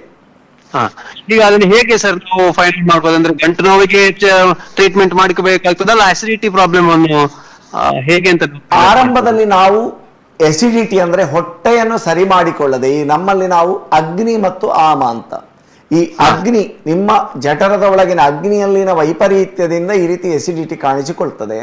ಮತ್ತು ಅದನ್ನು ಸರಿಪಡಿಸದೆ ಕೇವಲ ಗಂಟು ನೋವಿಗೆ ಮದ್ದು ತೆಗೆದುಕೊಳ್ಳುವುದರಿಂದ ಯಾವ ರೀತಿಯ ಪ್ರಯೋಜನ ಕೂಡ ಉಂಟಾಗುವುದಿಲ್ಲ. ಇದು ನನ್ನ 20 ವರ್ಷದ ವೈದ್ಯಕೀಯ ಅನುಭವದಿಂದ ನಾನು ಕಂಡುಕೊಂಡಂತ ವಿಷಯ. ಅದು ನಮ್ಮ ಆಯುರ್ವೇದದಲ್ಲಿ ಮೂಲಭೂತವಾದ ಒಂದು ಸಿದ್ಧಾಂತವೇ. ಈಗ ಯಾವುದೇ ಒಂದು ಕಾಯಿಲೆ ಬಂದರೂ ಕೂಡ ನಾವು ಶೋಧನ ಚಿಕಿತ್ಸೆ ಅಂತ, ಅಂದ್ರೆ ಹೊಟ್ಟೆಯನ್ನು ಶುದ್ಧಿ ಮಾಡಿಕೊಳ್ಳದೆ, ಹೊಟ್ಟೆಯನ್ನು ಕ್ಲೀನ್ ಮಾಡದೆ, ಅದು ನಾವು ಬೇರೆ ಬೇರೆ ಚಿಕಿತ್ಸೆಗಳನ್ನು ಬಳಸ್ತೇವೆ, ವಮನ, ವಿರೇಚನ, ಬಸ್ತಿಕರ್ಮ, ಈ ರೀತಿಯೆಲ್ಲ ಪಂಚಕರ್ಮ ಚಿಕಿತ್ಸೆಗಳನ್ನು ಬಳಸ್ತೇವೆ. ಅದನ್ನು ಶುದ್ಧಿ ಮಾಡದೆ ನಾವು ಚಿಕಿತ್ಸೆ ಕೊಟ್ಟರೆ ಅದು ಹೆಚ್ಚು ಪರಿಣಾಮಕಾರಿ ಆಗುವುದಿಲ್ಲ. ಶೋಧನ ಚಿಕಿತ್ಸೆ ಅಂತ ನಾವು ಹೇಳ್ತೇವೆ. ಈಗ ಆಮವಾತದಲ್ಲಿ ಬಸ್ತಿ ಚಿಕಿತ್ಸೆ, ಇದನ್ನು ನಾವು ಮಾಡದೆ ಕೇವಲ ಹೊಟ್ಟೆಗೆ ಕಷಾಯ, ಚೂರ್ಣ, ಮದ್ದು ವರ್ಷಾನುಗಟ್ಟಲೆ, ತಿಂಗಳಾನುಗಟ್ಟಲೆ ಕೊಡ್ತಾ ಇರುವಂಥದ್ದು. ಎಸಿಡಿಟಿ ಕೂಡ ಹಾಗೆ, ಅದು ಅದರಷ್ಟಕ್ಕೆ ಇರ್ತದೆ, ಒಮ್ಮೆ ಮದ್ದು ತಗೊಳ್ಳುವ ಕಡಿಮೆ ಆಗ್ತದೆ, ಪುನಃ ಶುರುವಾಗ್ತದೆ. ಅಂದರೆ ಶೋಧನವನ್ನು ಮಾಡದೆ ಅಥವಾ ಹೊಟ್ಟೆಯನ್ನು ಶುದ್ಧೀಕರಿಸದೆ, ಅದಕ್ಕೆ ಸರಿಯಾದ ಒಂದು ಆಯುರ್ವೇದದ ಸರಿಯಾದ ವಿಧಾನ ಇದೆ, ಆಯುರ್ವೇದ ವೈದ್ಯರು ಅನುಸರಿಸುವಂಥದ್ದು. ಅದನ್ನು ಮಾಡಿ ನಂತರ ನಾವು ಚಿಕಿತ್ಸೆಗೆ ಹೋದಾಗ ಅದು ಚಿಕಿತ್ಸೆ ಸಂಪೂರ್ಣ ಯಶಸ್ವಿ ಆಗ್ತದೆ ಮತ್ತು ಫಲಪ್ರದ ಆಗ್ತದೆ, ಈ ರೋಗಿಗೆ ನೆಮ್ಮದಿ ಸಿಗ್ತದೆ. ತಮ್ಮ ಪ್ರಶ್ನೆಗೆ ನನ್ನ ಉತ್ತರ ಸಮರ್ಪಕವಾಗಿ ಸಿಕ್ಕಿದೆ ಅಂತ ನಾನು ಭಾವಿಸ್ತೇನೆ. ಖಂಡಿತ ಸರ್, ಸರಿ, ಧನ್ಯವಾದ ನೀವು ಪ್ರಶ್ನೆ ಕೇಳಿದ್ದಕ್ಕೆ. ನಾವು ರೋಗ ಲಕ್ಷಣಗಳ ಬಗ್ಗೆ ಮಾತಾಡ್ತಿದ್ದೆವು. ಅದೇ ಒಂದು ಬೇರೆ ಬೇರೆ ಗಂಟುಗಳು, ಮಾರ್ನಿಂಗ್ ಸ್ಟಿಫ್ನೆಸ್ ಅಂತ ಹೇಳುತ್ತಾನೆ, ಅಂದ್ರೆ ಬೆಳಗ್ಗಿನ ಸಮಯದಲ್ಲಿ ಗಂಟುಗಳ ಬಿಗಿತ ಉಂಟಾಗುವಂಥದ್ದು. ನಂತರ ಅದರ ಪರಿಣಾಮದಿಂದ ಈ ವೈಕಲ್ಯ, ಈ ಲಾಂಗ್ ಟರ್ಮ್, ಇದನ್ನು ನಾವು ಏನೂ ಚಿಕಿತ್ಸೆ ಮಾಡದೇ ಇದ್ದರೆ ದೀರ್ಘಾವಧಿಗೆ ಗಂಟುಗಳು ಶಾಶ್ವತವಾಗಿ ವಿಕಲತೆಯನ್ನು ಹೊಂದುತ್ತದೆ. ಡಿಫಾರ್ಮಿಟಿ ಅಂತ ನಾವು ಹೇಳ್ತೇವೆ. ಅಂದರೆ ಗಂಟುಗಳು ಒಂದು ಫುಲ್ ಬೆಂಡ್ ಆಗುವಂಥದ್ದು, ಬೆರಳುಗಳ ಸಂಧಿಗಳು ಅದನ್ನು ಬಗ್ಗಿಸಲಿಕ್ಕೆ ಆಗದೇ ಇರುವಂತಹ ಒಂದು ಸ್ಥಿತಿ, ಅಷ್ಟು ಡಿಫಾರ್ಮಿಟಿ, ವೈಕಲ್ಯವನ್ನು ಅದು ತರ್ತದೆ. ಮತ್ತೆ ಒಮ್ಮೆ ವೈಕಲ್ಯ ಆ ರೀತಿ ಉಂಟಾದರೆ ಅದು ಇರಿವರ್ಸಿಬಲ್ ಆಗ್ತದೆ. ಯಾಕಂದರೆ ಒಳಗಿನ ಆ ಜಾಯಿಂಟು ಅಷ್ಟು ಕೂಡ ಡ್ಯಾಮೇಜ್ ಆಗಿರ್ತದೆ. ಅದನ್ನು ಪುನಃ ಮೊದಲಿನ ಸ್ಥಿತಿಗೆ ನಾವು ತರುವುದು ತುಂಬ ಕಷ್ಟ ಆಗ್ತದೆ. ಆದರೆ ಮತ್ತಿನ ಡ್ಯಾಮೇಜನ್ನು, ಮತ್ತೆ ಎಲ್ಲ ಜಾಯಿಂಟ್ಗಳು, 1 ಅಥವಾ 2 ಜಾಯಿಂಟ್ ಹಾಗೆ ಆಗಿದ್ರೆ ಉಳಿದ ಜಾಯಿಂಟ್ಗಳನ್ನು ಹಾಗೆ ಆಗದ ಹಾಗೆ ನಾವು ಚಿಕಿತ್ಸೆಯಿಂದ ತುಂಬ ಫಲಪ್ರದವಾಗಿ ಅದನ್ನು ಮಾಡಬಹುದು, ಆಯುರ್ವೇದ ರೀತಿಯಲ್ಲೇ ನಾನು ಹೇಳ್ತಾ ಇರುವಂಥದ್ದು. ಮತ್ತು ಈ ಬೇರೆ ಬೇರೆ ಲಕ್ಷಣಗಳು, ಅಂದರೆ ಕೆಲವರಿಗೆ ಅದು ರಕ್ತಹೀನತೆ ಕಾಣಿಸಿಕೊಳ್ಳಬಹುದು. ಮತ್ತು ಕೇವಲ ಗಂಟುಗಳು ಅಂತೇಳಿ ಅಲ್ಲ, ಆರಂಭದಲ್ಲಿ ಗಂಟುಗಳು ಎಫೆಕ್ಟ್ ಆಗಿರ್ತದೆ, ನಂತರ ಇದು ಇಡೀ ಸಾರ್ವದೈಹಿಕವಾದ ಒಂದು ಸಮಸ್ಯೆ. ಅಂದರೆ ಇಡೀ ಶರೀರದ ಬೇರೆ ಬೇರೆ ಬೇರೆ ಬೇರೆ ಭಾಗಗಳನ್ನು ಡ್ಯಾಮೇಜ್ ಮಾಡುವಂತಹ ಒಂದು ಕಾಯಿಲೆಯಾಗಿ ಪರಿವರ್ತನೆ ಆಗ್ತದೆ. ರುಮಟಾಯ್ಡ್ ಆರ್ಥರೈಟಿಸ್ ಅಂತ ಹೇಳಿದರೆ ಕೇವಲ ಗಂಟುಗಳಿಗೆ ಡ್ಯಾಮೇಜ್ ಮಾಡುವಂಥ ಒಂದು ಕಾಯಿಲೆ ಅಷ್ಟೇ ಅಂತ ಹೇಳಿ ಯಾರು ಭಾವಿಸಬೇಕು ಅಂತ ಇಲ್ಲ. ಯಾಕೆಂದರೆ ನಂತರ ಕಣ್ಣುಗಳ ಕೋಶಗಳ ಮೇಲೆ ಎಫೆಕ್ಟ್ ಆಗ್ಬೋದು, ಕಣ್ಣು ದೃಷ್ಟಿ ಕಳ್ಕೊಳ್ಳುವುದಕ್ಕೆ ಕಾರಣ ಆಗ್ಬೋದು, ಹಾರ್ಟು, ಶ್ವಾಸಕೋಶ, ಕಿಡ್ನಿಗಳು, ಇದು ಎಲ್ಲವೂ ಕೂಡ ಅದರಿಂದಾಗಿ ಎಫೆಕ್ಟ್ ಆಗ್ತದೆ. ಮತ್ತು ರಕ್ತನಾಳಗಳ ಸಮಸ್ಯೆ, ಮತ್ತು ರುಮಟಾಯ್ಡ್ ಆರ್ಥರೈಟಿಸ್ ಇದ್ದವರಲ್ಲಿ ಹೃದಯಾಘಾತದ ಸಂಭವನೀಯತೆ ಹೆಚ್ಚಾಗಬಹುದು, ರಕ್ತದೊತ್ತಡ ಕಾಯಿಲೆ ಬರಬಹುದು. ಈ ರೀತಿ ಬೇರೆ ಬೇರೆ ಅದರ ಸಂಕೀರ್ಣ ವಿವಿಧ ಆಯಾಮಗಳಲ್ಲಿ ಅದು ಕಾಣಿಸಿಕೊಳ್ತದೆ ಬೇರೆ ಬೇರೆ ರೀತಿಯಲ್ಲಿ. ಯಾಕಂದರೆ ಜನರಿಗೆ ಏನಿದೆ ಅಂದರೆ ಅದು ಗಂಟಿನ ಸಮಸ್ಯೆ, ಗಂಟು ನೋವು ಅಂತ. ಇದು ಕೇವಲ ಗಂಟು ಅಲ್ಲ, ಇದು ಬೇರೆ ಬೇರೆ ಅಂಗಗಳನ್ನು ಬಾಧಿಸುವ ಒಂದು ಕಗ್ಗಂಟಾಗಬಹುದು. ಆದ ಕಾರಣ ಅದನ್ನು ಆರಂಭದ ಹಂತದಲ್ಲೇ ನಾವು ಪತ್ತೆ ಹಚ್ಚುವಂಥದ್ದು. ಇಂತಹ ಲಕ್ಷಣಗಳಿದ್ದಾಗ ಅದನ್ನು ನಾವು ಯೋಚನೆ ಮಾಡಬೇಕು ಅಂತ ಕಾಣುತ್ತದೆ. ಮತ್ತು ಕಿಡ್ನಿಯ ಸಮಸ್ಯೆ ಕೂಡ ದೀರ್ಘಾವಧಿಯಲ್ಲಿ ಕಾಣಿಸಿಕೊಳ್ಳಬಹುದು, ಈ ರೀತಿ ಇರ್ತದೆ. ಓಕೆ ಸರ್, ಹಾಗೇನೆ ನಾನು ಆಗ್ಲೇ ಕೇಳಿದೆ ನಿಮಗೆ, ಪರಿಣಾಮಕಾರಿಯಾಗಿ ಇದನ್ನ ಗುಣಮುಖ ಮಾಡ್ಕೊಳ್ಬೋದಾ ಹೇಗೆ ಅಂತ. ಖಂಡಿತವಾಗಿ ಆಯುರ್ವೇದದ ರೀತಿಯಲ್ಲಿ ಇದಕ್ಕೆ ಬಹಳ ಸಮರ್ಪಕವಾದ ಮತ್ತು ಸರಿಯಾದ ಚಿಕಿತ್ಸೆ ಇದೆ. ಆದರೆ ಒಂದು ವಿಷಯ ಏನಂದರೆ ರೋಗಿಗೆ ಸ್ವಲ್ಪ ತಾಳ್ಮೆ ಬೇಕಾಗ್ತದೆ. ಮತ್ತು ಕೆಲವೊಂದು ಸಲ ತುರ್ತು ಚಿಕಿತ್ಸೆಗೆ ಅಲೋಪತಿಯ ಇದನ್ನು ನಾವು ಯಾವುದನ್ನು ಬಹಿಷ್ಕಾರ ಅಥವಾ ನಿರಾಕರಣೆ ಮಾಡುವಾಗಿಲ್ಲ.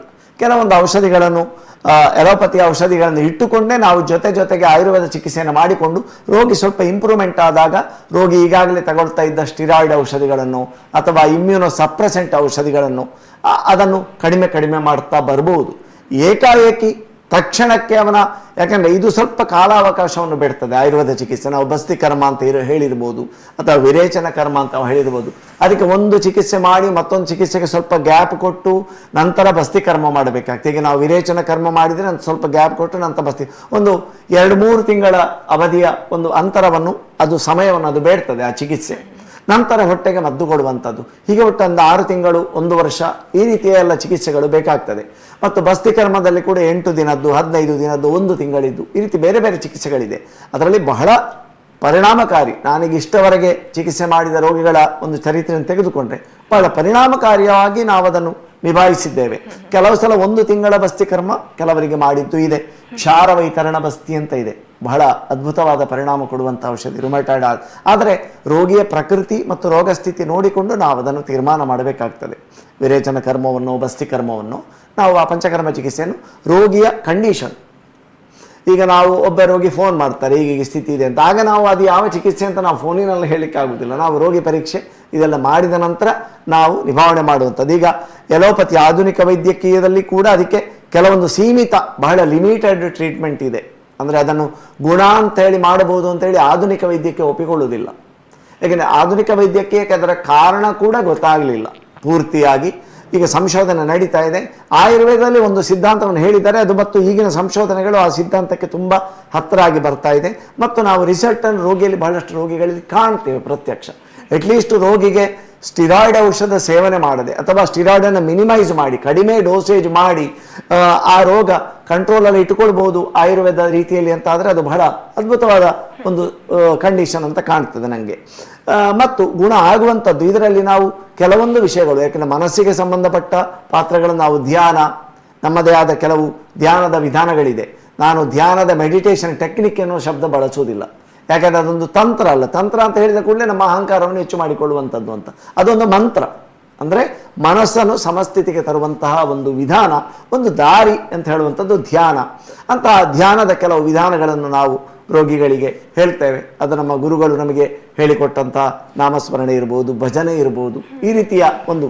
ಆಗ ಮನಸ್ಸು ಯಾವ ರೀತಿ ಅದು ಪರಿವರ್ತನೆಯಾಗಿ ಅದು ದೇಹದ ಮೇಲೆ ಒಂದು ಗುಣಕಾರಕವಾದ ಪರಿಣಾಮವನ್ನು ಬೀರ್ತದೆ ಅಂತ ಹೇಳುವಂಥ ಇವತ್ತಿದು ವಿಜ್ಞಾನಿಕ ಜಗತ್ತಿಗೆ ಕೂಡ ಅದೊಂದು ಕುತೂಹಲಕಾರಿ ಸಂಗತಿಯಾಗಿದೆ. ಅದಕ್ಕೆ ಇವತ್ತು ಸೈಕೋ ನ್ಯೂರೋ ಇಮ್ಯುನಾಲಜಿ ಅಂತ ಒಂದು ಬಹಳ ಅದ್ಭುತವಾದ ಶಾಖೆ ಹುಟ್ಟಿಕೋದು ವಿಜ್ಞಾನದಲ್ಲಿ. ಅಂದರೆ ಸೈಕೋ ಅಂದರೆ ಮನಸ್ಸು, ನ್ಯೂರೋ ಅಂದರೆ ನರಮಂಡಲ, ಇಮ್ಯೂನ್ ಅಂದರೆ ರೋಗ ನಿರೋಧಕ ವ್ಯವಸ್ಥೆ. ಮನಸ್ಸು, ನರಮಂಡಲ ಮತ್ತು ರೋಗ ನಿರೋಧಕ ವ್ಯವಸ್ಥೆಯ ಒಂದು ಸಂಪರ್ಕ, ಒಂದು ಸಂಬಂಧ. ಆದ ಕಾರಣ ಯಾವ ಒಂದು ಸಿಸ್ಟಮು ದೇಹದಲ್ಲಿ ಕಾಯಿಲೆಯನ್ನು ಉಂಟು ಮಾಡ್ತದೆ, ಅದೇ ಸಿಸ್ಟಮನ್ನು ಬಳಸಿಕೊಂಡು ಆ ಕಾಯಿಲೆಯನ್ನು ನಿವಾರಣೆ ಕೂಡ ಮಾಡಬಹುದಲ್ಲ. ಮನಸ್ಸು ಮತ್ತು ನರಮಂಡಲದ ಒಂದು ಆಗುವ ವ್ಯತ್ಯಯದಿಂದ ದೇಹದ ಒಳಗೆ ಇಮ್ಯೂನ್ ಸಿಸ್ಟಮು ಒಂದು ತನ್ನ ತುಂಟತನವನ್ನು ಪ್ರದರ್ಶನ ಮಾಡ್ತದೆ ಅಂತಾದರೆ, ಅದೇ ಮನಸ್ಸು ಮತ್ತು ಅದೇ ನರಮಂಡಲವನ್ನು ಬಳಸಿಕೊಂಡು ಆ ತುಂಟತನವನ್ನು ನಿಲ್ಲಿಸಲಿಕ್ಕೂ ಸಾಧ್ಯ ಉಂಟಲ್ಲ. ಇದು ಆಯುರ್ವೇದ ಮತ್ತು ಯೋಗ, ಧ್ಯಾನ ಇತ್ಯಾದಿಗಳಿಂದ ಆಗುವಂಥ ಸಾಧ್ಯತೆ. ಇವತ್ತು ಧ್ಯಾನದ ಒಂದು ಪರಿಣಾಮಕ್ಕೆ ಮಿತಿ ಇಲ್ಲ ಅಂತ. ಮನಸ್ಸು ಯಾವ ರೀತಿ ಅಂದರೆ ಆ ಮನಸ್ಸಿಗೆ ಅದು ಒಂದು ರೀತಿ ದೇವರ ಹಾಗೆ ಸರ್ವಶಕ್ತ ಅಂತ. ಮನಸ್ಸು ಕಾಯಿಲೆ ಉಂಟು ಅಂತ ಭಾವಿಸಿದರೆ ಕಾಯಿಲೆ ಉಂಟಾಗ್ತದೆ, ಕಾಯಿಲೆ ಹೋಗ್ತದೆ ಅಂತ ಭಾವಿಸಿದರೆ ಕಾಯಿಲೆ ಹೋಗುವುದಕ್ಕೆ ಸಾಧ್ಯ ಇದೆ. ಅಂದರೆ ಆ ರೀತಿಯ ಒಂದು ಧ್ಯಾನದ ವಿಧಾನಗಳನ್ನು. ಆದರೆ ಇದನ್ನು ರೋಗಿ ಮನೆಯಲ್ಲಿ ಇದ್ದುಕೊಂಡು ನಾವು ಮದ್ದು ಕೊಟ್ಟು ಮಾಡಲಿಕ್ಕೆ ಆಗುವುದಿಲ್ಲ. ರೋಗಿ ಒಳರೋಗಿಯಾಗಿ, ಅಂದರೆ ನಮ್ಮ ಒಂದು ಇದರಲ್ಲಿ ಇರಬೇಕಾಗ್ತದೆ, ಸಂಪರ್ಕದಲ್ಲಿ ನಿರಂತರವಾಗಿ.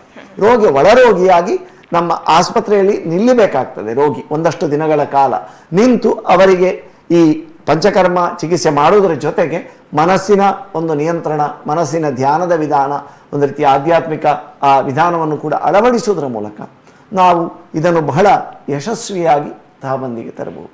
ತಂದ ಎಷ್ಟೋ ಘಟನೆಗಳು ಇದೆ. ಓಕೆ ಸರ್, ಹಾಗೇನೆ ಇದರ ಡಯಾಗ್ನೋಸಿಸ್ ಹೇಗಿರುತ್ತೆ ಅಂತ. ಡಯಾಗ್ನೋಸಿಸ್ ನೋಡಿ, ಈಗ ಗಂಟು ನೋವು ಅಂತ ಹೇಳಿದ ಕೂಡಲೇ ಬೇರೆ ಬೇರೆ ರೀತಿ ಇರ್ತದೆ.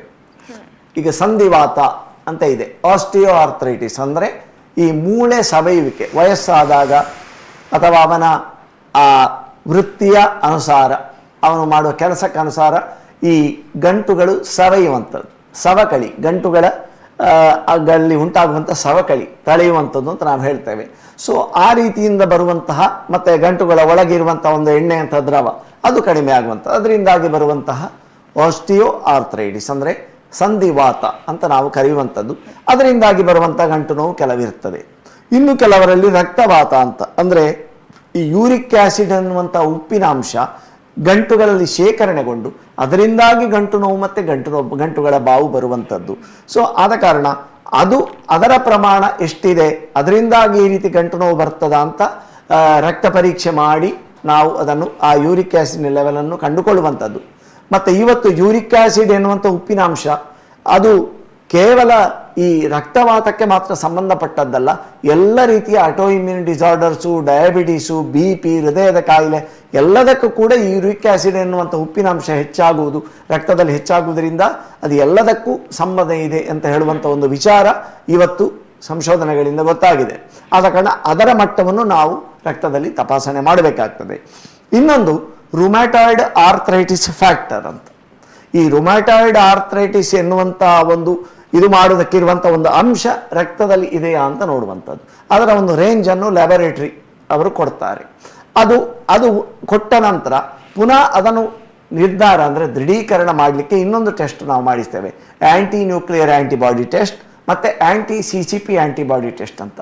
ಅಂದರೆ ಆ ರುಮ್ಯಾಟಾಯ್ಡ್ ಆರ್ಥ್ರೈಟಿಸು ಆ್ಯಂಟಿಬಾಡಿಗಳು ಆ ರೀತಿಯ ಪೋಕರಿ ಉಂಟು ಮಾಡುವಂತಹ, ಆ ತುಂಟತನ ದಾಳಿ ಮಾಡುವಂಥ, ದೇಹದ ಕೋಶಗಳ ಮೇಲೆ ದಾಳಿ ಮಾಡುವಂತಹ ಅಂಶಗಳನ್ನೇ ಅದು ಪತ್ತೆ ಮಾಡಿ ದೃಢೀಕರಣ ಮಾಡ್ತದೆ. ಆಗ ಅದು ದೃಢೀಕರಣ ಆಗ್ತದೆ, ಇದು ರುಮ್ಯಾಟಾಯ್ಡ್ ಆರ್ಥ್ರೈಟಿಸ್ ಎನ್ನುವ ಕಾಯಿಲೆಯೇ ಅಂತ ಹೇಳಿ ಒಂದು ನಿಖರವಾಗಿ ಅದು ಪತ್ತೆ ಹಚ್ಚುವುದಕ್ಕೆ ಆ ಟೆಸ್ಟುಗಳು ಸಹಾಯ ಮಾಡ್ತದೆ.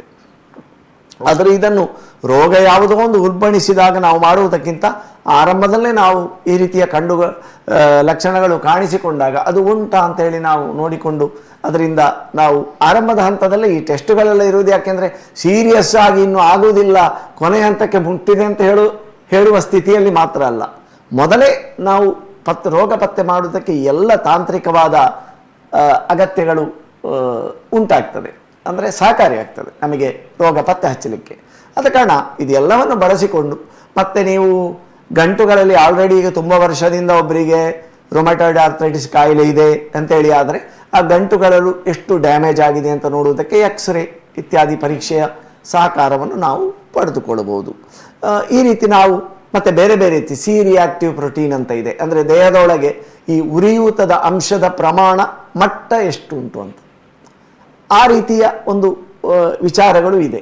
ಆದ ಕಾರಣ ಇದು ಎಲ್ಲ ಪರೀಕ್ಷೆಗಳನ್ನು ಮಾಡಿಕೊಂಡು ನಾವು ರೋಗಿಯ ಔಷಧಿ ಕೊಟ್ಟ ನಂತರ ಆಗುವ ಇಂಪ್ರೂವ್ಮೆಂಟ್ ಆಗಿದೆಯೋ ಅಥವಾ ಮತ್ತು ಪರಿಸ್ಥಿತಿ ಹದಗೆಡ್ತಾ ಇದೆಯೋ, ಇದು ಎಲ್ಲ ಅಂಶಗಳನ್ನು ಕೂಡ ಈ ಎಲ್ಲ ಮಾರ್ಕರ್ಗಳು ಅಂದರೆ ಅಂಶಗಳನ್ನು ಬಳಸಿಕೊಂಡು ಅವುಗಳ ಪರೀಕ್ಷೆ ಮಾಡುವುದರ ಮೂಲಕ ನಾವು ಅದನ್ನು ಮಾನಿಟರ್ ಮಾಡ್ಬೋದು, ಅದನ್ನು ಮೌಲ್ಯಮಾಪನ ಮಾಡ್ಬೋದು. ಒಂದು ಚಿಕಿತ್ಸೆಯ ಪರಿಣಾಮವನ್ನು ಚಿಕಿತ್ಸೆ ಕೊಡ್ತಾ ಇರುವಾಗ ಆರಂಭದಲ್ಲಿ ಅದರ ಸೀರಿಯಸ್ನೆಸ್ ಎಷ್ಟು ಉಂಟು ಅಂತೇಳಿ ಕಂಡು ಹಿಡಿಯುವುದಕ್ಕೆ ಕೂಡ ಈ ಎಲ್ಲ ಟೆಸ್ಟ್ಗಳನ್ನು ನಾವು ಬಳಸಿಕೊಡ್ತೇವೆ. ಓಕೆ, ನಾವು ಇನ್ನಷ್ಟು ವಿಚಾರಗಳನ್ನ ಮಾತಾಡೋಣ ಸರ್. ವೀಕ್ಷಕರೇ, ವೈದ್ಯರ ಜೊತೆ ಇನ್ನಷ್ಟು ವಿಚಾರಗಳನ್ನ ಮಾತಾಡ್ತೀವಿ ಸಣ್ಣ ವಿರಾಮದ ಬಳಿಕ.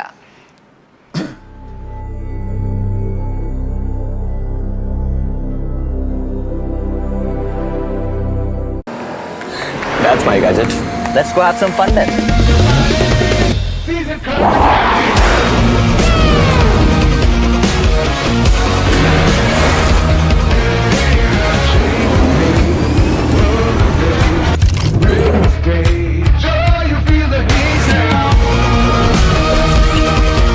Introducing the hot and techy Brezza SCNG. Cool new SCNG tech for a cool new generation.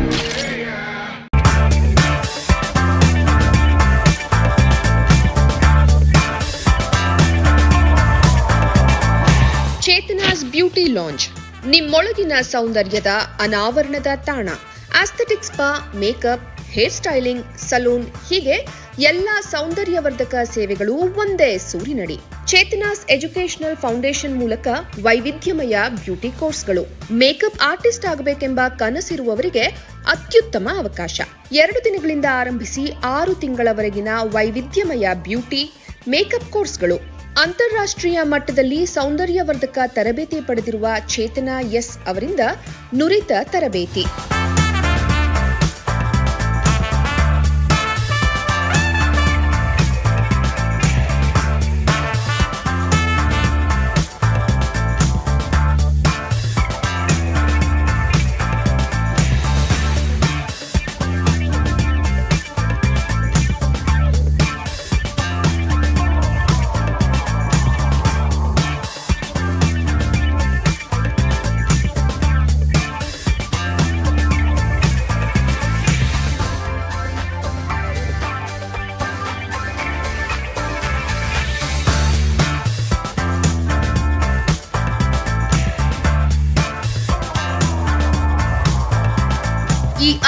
ಅವಕಾಶವನ್ನ ಸದುಪಯೋಗಪಡಿಸಿಕೊಳ್ಳಿ. ಚೇತನಾಸ್ ಬ್ಯೂಟಿ ಲಾಂಜ್ 3ನೇ ಮಹಡಿ, Kankanadi gate building, Kankanadi bypass ರಸ್ತೆ, ಮಂಗಳೂರು 575002. ಮೊಬೈಲ್ ಸಂಖ್ಯೆ 9845292411, 9108583714, 8904173914. Email chetanabeautystudio@gmail.com. Web www.cblaunch.com. ಅತ್ತೆ, ಇದು ನನ್ನ ಬರ್ಡೇ ಗಿಫ್ಟ್. ಇದೆಲ್ಲ ಜೀವನದಲ್ಲಿ ನನಗೋಸ್ಕರ ತಗೊಂಡ್ಬಂದಿದ್ದಾರೆ. ನಿನ್ ಮೇಲೆ ತುಂಬಾ ಚೆನ್ನಾಗಿ ಕಾಣುತ್ತೆ. ಇದು ತುಂಬಾ ಚೆನ್ನಾಗಿದೆ ಅಲ್ವಾ? ತುಂಬಾ ಚೆನ್ನಾಗಿದೆ.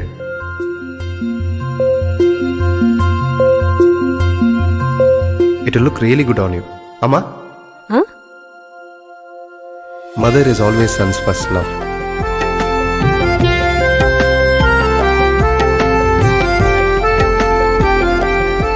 ಪ್ರತಿ ಪೀಳಿಗೆಯ ಪ್ರೀತಿಯ ಮಳಿಗೆ GL ಆಚಾರ್ಯ ಜುವೆಲ್ಲರ್ಸ್.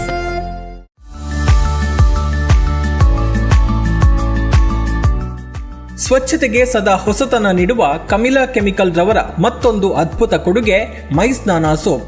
ಮನಸ್ಸಿಗೆ ಇಷ್ಟವಾಗುವ ಪರಿಮಳಯುಕ್ತ ಮತ್ತು ಆಹ್ಲಾದಕರ ಸ್ನಾನಕ್ಕಾಗಿ ಉಪಯೋಗಿಸಿ ಕಡಲೆ ಹುಡಿ ಮಿಶ್ರಿತ ಮೈ ಸ್ನಾನ ಸೋಪ್ ಫಾರ್ ನ್ಯಾಚುರಲ್ ಬ್ಯೂಟಿ ಹಾಗೂ ಗುರು ಡಿಟರ್ಜೆಂಟ್ ಲಿಕ್ವಿಡ್ 4 ಬಗೆಯ ಪರಿಮಳ, 4 ರೀತಿಯ ಕಲರ್ನಲ್ಲಿ. ಇಂದೇ ಸಮೀಪದ ಅಂಗಡಿಗಳಲ್ಲಿ ಕೇಳಿ ಪಡೆಯಿರಿ. Manufactured and marketed by Kamila chemical industries, Halegate, Bettampady, Sullia, Dakshina Kannada. Mobile 9448463101, 9902711871.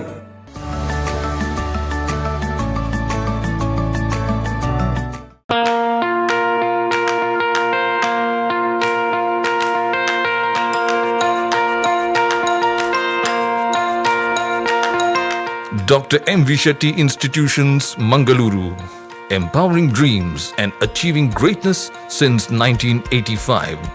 Dr. M.V. Shetty College prides itself in its history of 38 years. It undertook path-breaking initiatives in Indian higher education with the introduction of innovative and modern curricula, insistence on academic discipline, imparting of holistic education, and adoption of global higher education practices with the support of creative and dedicated staff. First private college in Karnataka offering diverse healthcare programs offers you multiple of courses.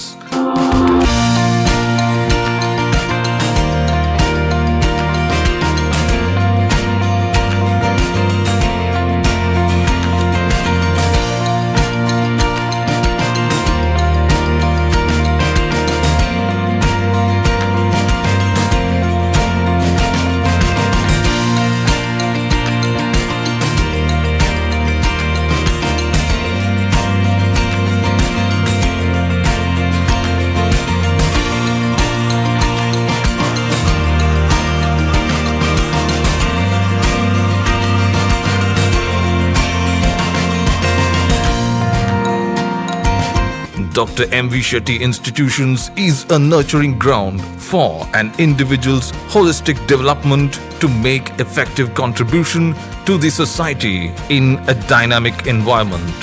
Dr. M.V. Shetty Institutions, Kavu Road, Vidyanagar, Mangaluru, Karnataka 575013. Contact 0824 248 1048, 0824 248 1096. Website www.mvshettycolleges.edu.in.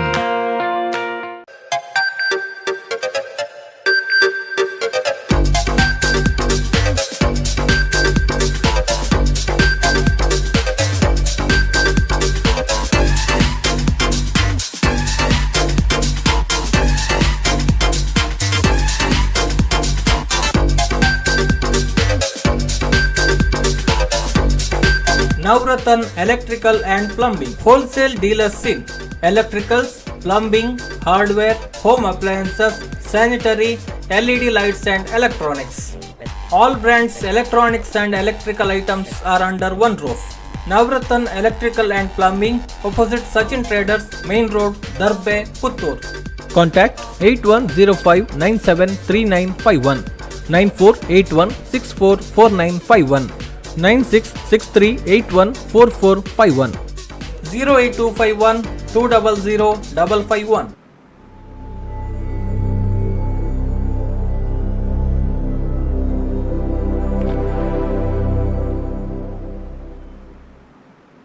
ವೀಕ್ಷಕರೇ, ವಿರಾಮದ ಬಳಿಕ ಮತ್ತೆ health talk ಆಯುರ್ ಪ್ರಸಾದಿನಿ ವಿಶೇಷ ಕಾರ್ಯಕ್ರಮಕ್ಕೆ ಸ್ವಾಗತ. ನಾವು ವೈದ್ಯರ ಜೊತೆ ಆಮವಾತದಿಂದ ಉಂಟಾಗುವಂತಹ ಗಂಟಿನ ಸಮಸ್ಯೆ ಈ ಬಗ್ಗೆ ನಾವು ಮಾತಾಡ್ತಾ ಇದ್ವಿ. ಬನ್ನಿ ಇನ್ನಷ್ಟು ವಿಚಾರಗಳನ್ನ ಮಾತಾಡೋಣ.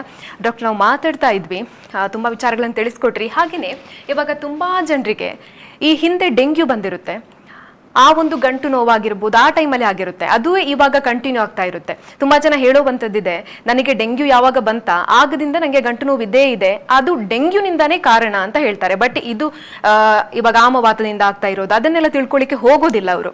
ಇದು ಅವರಿಗೆ ಅಪಾಯಕಾರಿ ಆಗ್ಬೋದಾ ಅಂತ? ಇದೊಂದು ಬಹಳ ದೊಡ್ಡ ಸಮಸ್ಯೆ. ಯಾಕೆಂದ್ರೆ ಜನರು ಅವರವರಷ್ಟಕ್ಕೆ ಇದು ಇಂಥ ಕಾಯಿಲೆ ಅಂತೇಳಿ ತೀರ್ಮಾನ ಮಾಡಿಕೊಳ್ಳುವಂಥದ್ದು ಇವತ್ತು ಬಹಳ ಜನ ಸಮಾಜದಲ್ಲಿ ಕಂಡು ಬರ್ತಾ ಇದೆ. ಅಂದರೆ ಅವರೇ ಅದನ್ನು ಸೆಲ್ಫ್ ಡಯಾಗ್ನೋಸಿಸ್, ತಾವೇ ಇಂಥ ರೋಗ ಅಂತ, ಅದು ಗ್ಯಾಸ್ಟ್ರಿಕ್ ಆಗಿರ್ಬೋದು, ಅದು ಇಂಥದ್ದಾಗಿರ್ಬೋದು, ಅಂಥದ್ದಾಗಿರ್ಬೋದು ಅಂತ ತಾವೇ ವೈದ್ಯರನ್ನು ಸಂಪರ್ಕ ಮಾಡದೆ ಸ್ವಯಂ ವೈದ್ಯಕೀಯ ಅದಕ್ಕೆ ಚಿಕಿತ್ಸೆಯನ್ನು ಕೂಡ ಅವರವರೇ ಮಾಡಿಕೊಳ್ತಾ ಇರ್ತಾರೆ. ನಂತರ ಯಾವುದೋ ಹಂತದಲ್ಲಿ ಅದು ವಿಪರೀತಕ್ಕೆ ಹೋದಾಗ, ತುಂಬ ಉಲ್ಬಣಿಸಿದಾಗ ಆಗ ವೈದ್ಯರನ್ನು ಸಂಪರ್ಕ ಮಾಡ್ತಾರೆ. ಆಗ ಅದು ಇಂಥ ಕಾಯಿಲೆ ಅಂತ ಗೊತ್ತಾಗ ಅಷ್ಟರ ಒಳಗೆ ಕೆಲವೊಂದು ಡ್ಯಾಮೇಜುಗಳು ಆಗಿ ಹೋಗಿರ್ತದೆ. ಇದು ನಿಜವಾಗಿ ಒಂದು ಜನರು ಮಾಡುವಂಥ ತಪ್ಪು. ಯಾಕೆಂದರೆ ಡೆಂಗು ಅಂತ ಹೇಳುವಂಥದ್ದು ಒಂದು ವೈರಾಣುವಿನಿಂದ ಉಂಟಾಗುವಂಥ ಕಾಯಿಲೆ ಮತ್ತು ಬಹಳ ಸೆಲ್ಫ್ ಲಿಮಿಟೆಡ್, ಅದಕ್ಕೊಂದು ಸೀಮಿತ ಒಂದು ಪರಿಣಾಮ ಇದೆ. ಡೆಂಗು ಒಂದಷ್ಟು ದಿನ ಬಂದು ಜ್ವರ ಬಂದು 1 ವಾರವೋ 10 ದಿನವೋ ಅಥವಾ 15 ದಿನವೋ ಮೈಕೈ ನೋವು, ಮೈಕೈ ಸೆಳೆತ, ತುಂಬಾ ಸುಸ್ತು ಎಲ್ಲ ಇರ್ತದೆ. ಓಕೆ ಡಾಕ್ಟರ್, ನಾವು ಮಾತಾಡೋಣ. ಒಂದು ಕಾಲ್ ಇದೆ, ಕರೆ ಇದೆ. ಹಲೋ ಹಲೋ ಮೇಡಮ್, ನಿಮ್ಮ ಹೆಸರು? Hello hello madam. Hello hello, ಹೇಳಿ ಅಮ್ಮ, ಹೇಳಿ. ಸುಮಯ್ಯ ಅವರು ಬೆಳ್ಳಾರಿಯಿಂದ ಕಾಲ್ ಮಾಡಿರುವಂತದ್ದು. ನಮ್ಮ ವೈದ್ಯರಿದ್ದಾರೆ, ಮಾತಾಡಿ ಸುಮಯ್ಯ ಅವರೇ. ಹೇಳಿ ಅಮ್ಮ. ಸರ್, ನನ್ನ ಅಮ್ಮನಿಗೆ ಸರ್ ಇಲ್ಲಿ ಸೊಂಟದಿಂದ ಕೆಳಗಡೆ ನಡಿ ಅಂದ್ರೆ ಒಂಥರ ಬಲ ಇಲ್ಲದ ಹಾಗೆ, ಅಂದ್ರೆ ಗಂಟೆಲ್ಲ ನೋವು. ಅವರಿಗೆ ಒಂದು ಸ್ಟೆಪ್ ಎತ್ತಿ ಇನ್ನೊಂದು ಸ್ಟೆಪ್, ಅಂದ್ರೆ ನಾರ್ಮಲ್ ಆಗಿ ಸರಿ ಇದ್ದಾರೆ, ಅಂದ್ರೆ ನಡೀತಾರೆ, ಹೋಗ್ತಾರೆ, ಬರ್ತಾರೆ, ಎಲ್ಲ ದಿನ ಕ್ರಿಯೆಗಳೆಲ್ಲ ಮಾಡ್ತಾರೆ. ಬಟ್ ಕೆಲವೊಂದು ಕಡೆ ಹೀಗೆ ನಡೆಯುವಾಗ ರಪ್ಪ ಅವರು ಜಾರಿ ಬೀಳುವಂತದ್ದು, ಅವರಿಗೆ ಗಂಟು ನೋವು, ಅಲ್ಲಲ್ಲಿ ಗಂಟು ನೋವು. ಅವರಿಗೆ ಡಾಕ್ಟರ್ ಅಲ್ಲಿ ತೋರಿಸಿದಾಗ ಹೇಳಿದ್ರು ಇದರಿಂದ ಕೆಳಗಡೆ ಇದಿಲ್ಲ, ಬಲ ಇಲ್ಲ ಅಂತೇಳಿ. ಮತ್ತೆ ಅದು ಈ ಎಂತ ಅಮವಾತಕ್ಕೆ ಸೇರ್ತದ ಅಂತ ಹೇಳುವಂತದ್ದು, ಅದು ಯಾವ ಕಾರಣಕ್ಕೆ ಅಂತ ಹೇಳುವಂತದ್ದು ಒಂದು ಡೌಟ್ ನಮ್ಗೆ. ವಯಸ್ಸೆಷ್ಟು ಅವರಿಗೆ? 55.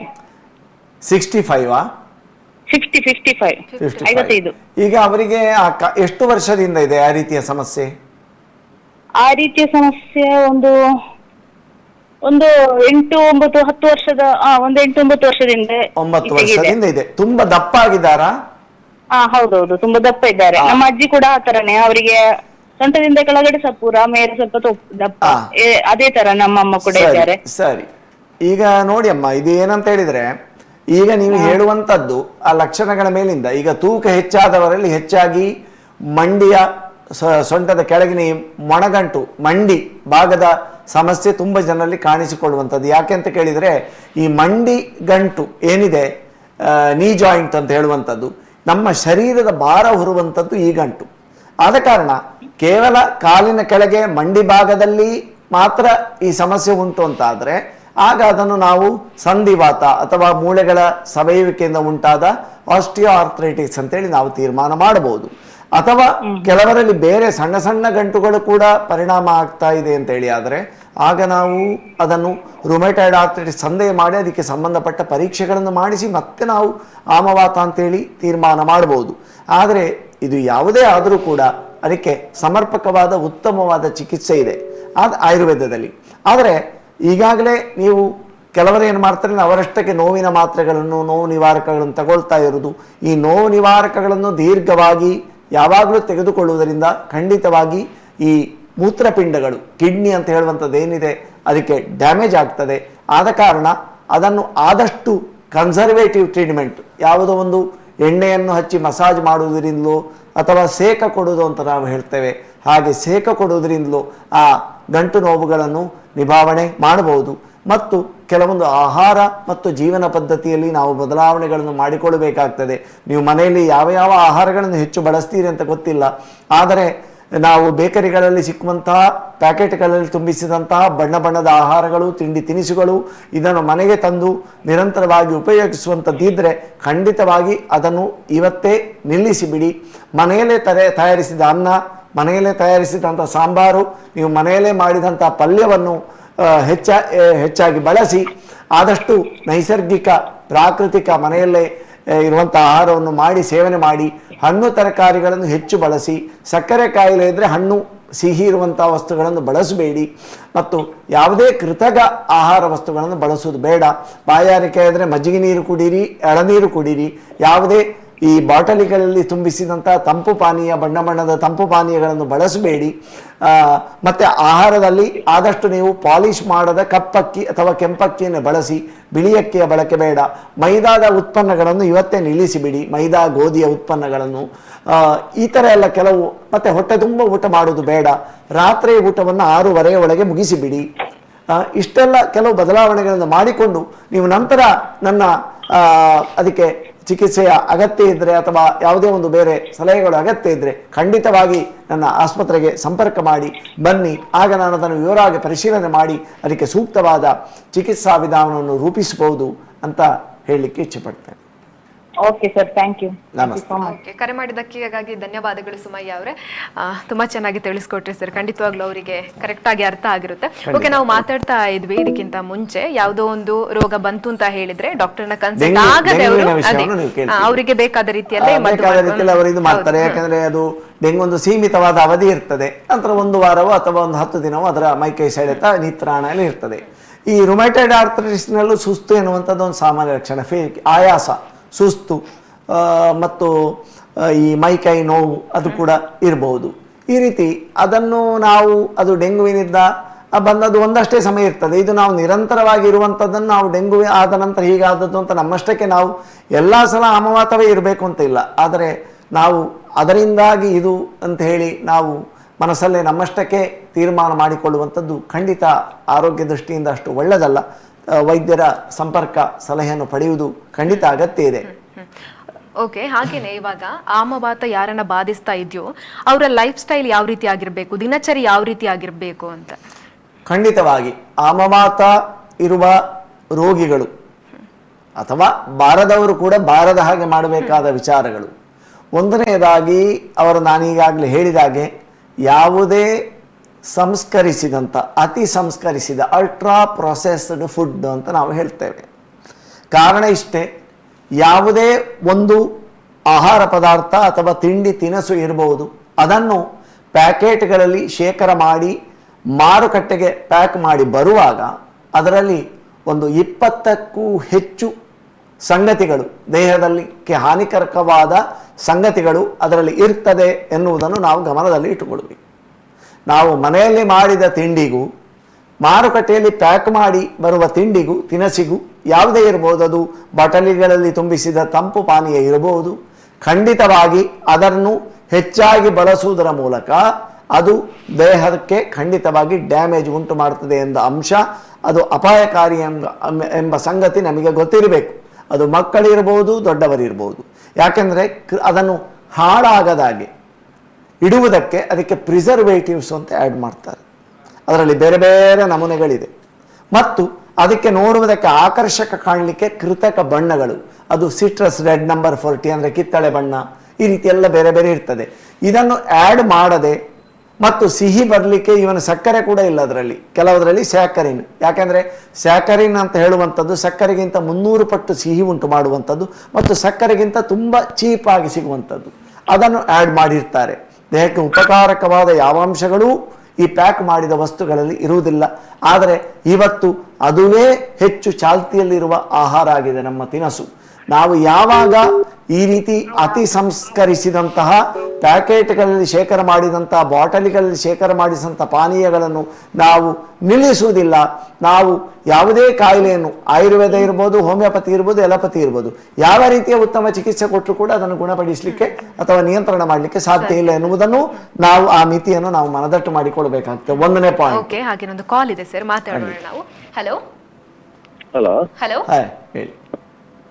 ಹಲೋ ಹಲೋ, ಶಿವರಾಜ್ ಮಾಣಿ ಅವರು. ಓಕೆ ಸರ್, ವೈದ್ಯರಿದ್ದಾರೆ, ಮಾತಾಡಿ. ಸ್ವಲ್ಪ ದೊಡ್ಡಕ್ಕೆ ಸ್ವಲ್ಪ ಜೋರಾಗಿ ಮಾತಾಡಿ ಸರ್, ವಾಯ್ಸ್ ಸ್ವಲ್ಪ ಕೇಳಿಸ್ತಿಲ್ಲ. ಕೇಳಿಸಿದೆ? ಈಗ ಕೇಳಿಸ್ತಾ ಇದೆ, ಹೇಳಿ. ನಮಸ್ತೆ. ನಮಸ್ತೆ ನಮಸ್ತೆ. ಸರಿ, ಗಂಟಲ್ಲಿ ಒಂದು, ನನಗೀಗ 45 ವರ್ಷ. ಇನ್ನು ಸ್ಪಷ್ಟವಾಗಿ ಕೇಳಿಸ್ತಾ ಇಲ್ಲ ಶಿವರಾಜ್ ನೀವು ಹೇಳೋ ಮಾತು. ಒಂದು ನಿಮಿಷ, ಸ್ವಲ್ಪ ಹತ್ರ ಬಂದು. 45 ವರ್ಷ. ಹೇಳಿ ಸರ್. ಈ ಕೈ ಮತ್ತು ಕಾಲಿನ ಗಂಟು ಭಾಗದಲ್ಲಿ ಬೆಳಿಗ್ಗೆ ಏಳುವಾಗ ನೋವು ಇರ್ತದೆ, ಸಿಕ್ಕಾಪಟ್ಟೆ ತುಂಬಾ ನೋವು ಇರ್ತದೆ. ಅದು ಅಂದ್ರೆ ಆಮೇಲೆ ಇರುವುದಿಲ್ಲ, ಒಮ್ಮೆ ಮಲಗಿ ಏಳುವಾಗ ನೋವು ಇರ್ತದೆ. ಮತ್ತೆ ಗಂಟನ್ನು ಮುಟ್ಟುವಾಗ ತುಂಬಾ ಪೇನ್ ಸೆನ್ಸೇಷನ್ ಆಗ್ತದೆ. ಅದು ಈಗ ಈ ಗಂಟು ನೋವಿನ ಕಾರಣ ಇರ್ತದಲ್ಲ, ಬೇರೆ ಏನಾದ್ರೂ ಸಮಸ್ಯೆ ಕಾರಣ ಇರ್ಬೋದು? ನಿಮ್ಮ ವಯಸ್ಸೆಷ್ಟು? 45 ಸರ್. 45. ಈಗ ನೀವು ಹೇಳುವಂತ ವಿಷಯ ರುಮೈಟಾಯ್ಡ್ ಆರ್ಥ್ರೈಟಿಸ್ ಆಗಿರಲೂಬಹುದು, ಆಗಿರದೇ ಇರಲೂಬಹುದು. ಆದ್ರೆ ಎಷ್ಟು ಸಮಯದಿಂದ ಇದೆ ನಿಮಗೆ ಈ ಸಮಸ್ಯೆ? ಇದು ತುಂಬಾ ಒಂದು 4-5 ವರ್ಷದಿಂದ ಇದೆ. 4-5 ವರ್ಷದಿಂದ ಇದೆ. ಸಣ್ಣ ಮಟ್ಟಿಗೆ ಇರ್ಲಿಕ್ಕೂ ಸಾಕು. ಆದರೆ ನೀವು ಅದು ಕರೆಕ್ಟ್ ನಮ್ಮನ್ನು ಬಂದು ಸಂಪರ್ಕ ಮಾಡಿದರೆ ನಾವು ಅದನ್ನು ಪರೀಕ್ಷೆ ಮಾಡಿ ಅದಕ್ಕೆ ಸರಿಯಾದ ಟೆಸ್ಟ್ಗಳನ್ನು ಮಾಡಿಸಿ ಅದನ್ನು ದೃಢೀಕರಣ ಮಾಡ್ಬೋದು. ಇಲ್ಲದಿದ್ದರೆ ಅದು ಇಲ್ಲ ಅಂತ ಹೇಳಿ ತುಂಬ ಸಂತೋಷ ಪಡ್ಬೋದು. ಅದಕ್ಕೆ ಕೆಲವೊಂದು ಸಿಂಪಲ್ ವ್ಯಾಯಾಮಗಳನ್ನು ನಾನು ಹೇಳಿಕೊಡ್ತೇನೆ. ಒಂದು 8ರಿಂದ 10 ಬಗೆಯ ವ್ಯಾಯಾಮ ಇದೆ. ಆ ವ್ಯಾಯಾಮ ಮಾಡಿಯೇ ತುಂಬ ಜನರಿಗೆ ಗುಣ ಆಗಿರ್ತದೆ, ಗುಣ ಆಗುವ ಸಾಧ್ಯತೆ ಇದೆ. ಆದ ಕಾರಣ ನೀವು ಅದಕ್ಕೆ ಈಗ ಏನು ಮಾಡ್ತಾ ಇದ್ದೀರಿ ಗೊತ್ತಿಲ್ಲ, ನೋವು ನಿವಾರಕಗಳನ್ನು ಇತ್ಯಾದಿಗಳನ್ನು ಬಳಸಿದ್ರೆ ಖಂಡಿತ ಅದನ್ನು ನಿಲ್ಲಿಸಿ ಬಿಡಿ. ಈಗಾಗಲೇ ನೀವು ತಗೊಳ್ತಾ ಇದ್ರೆ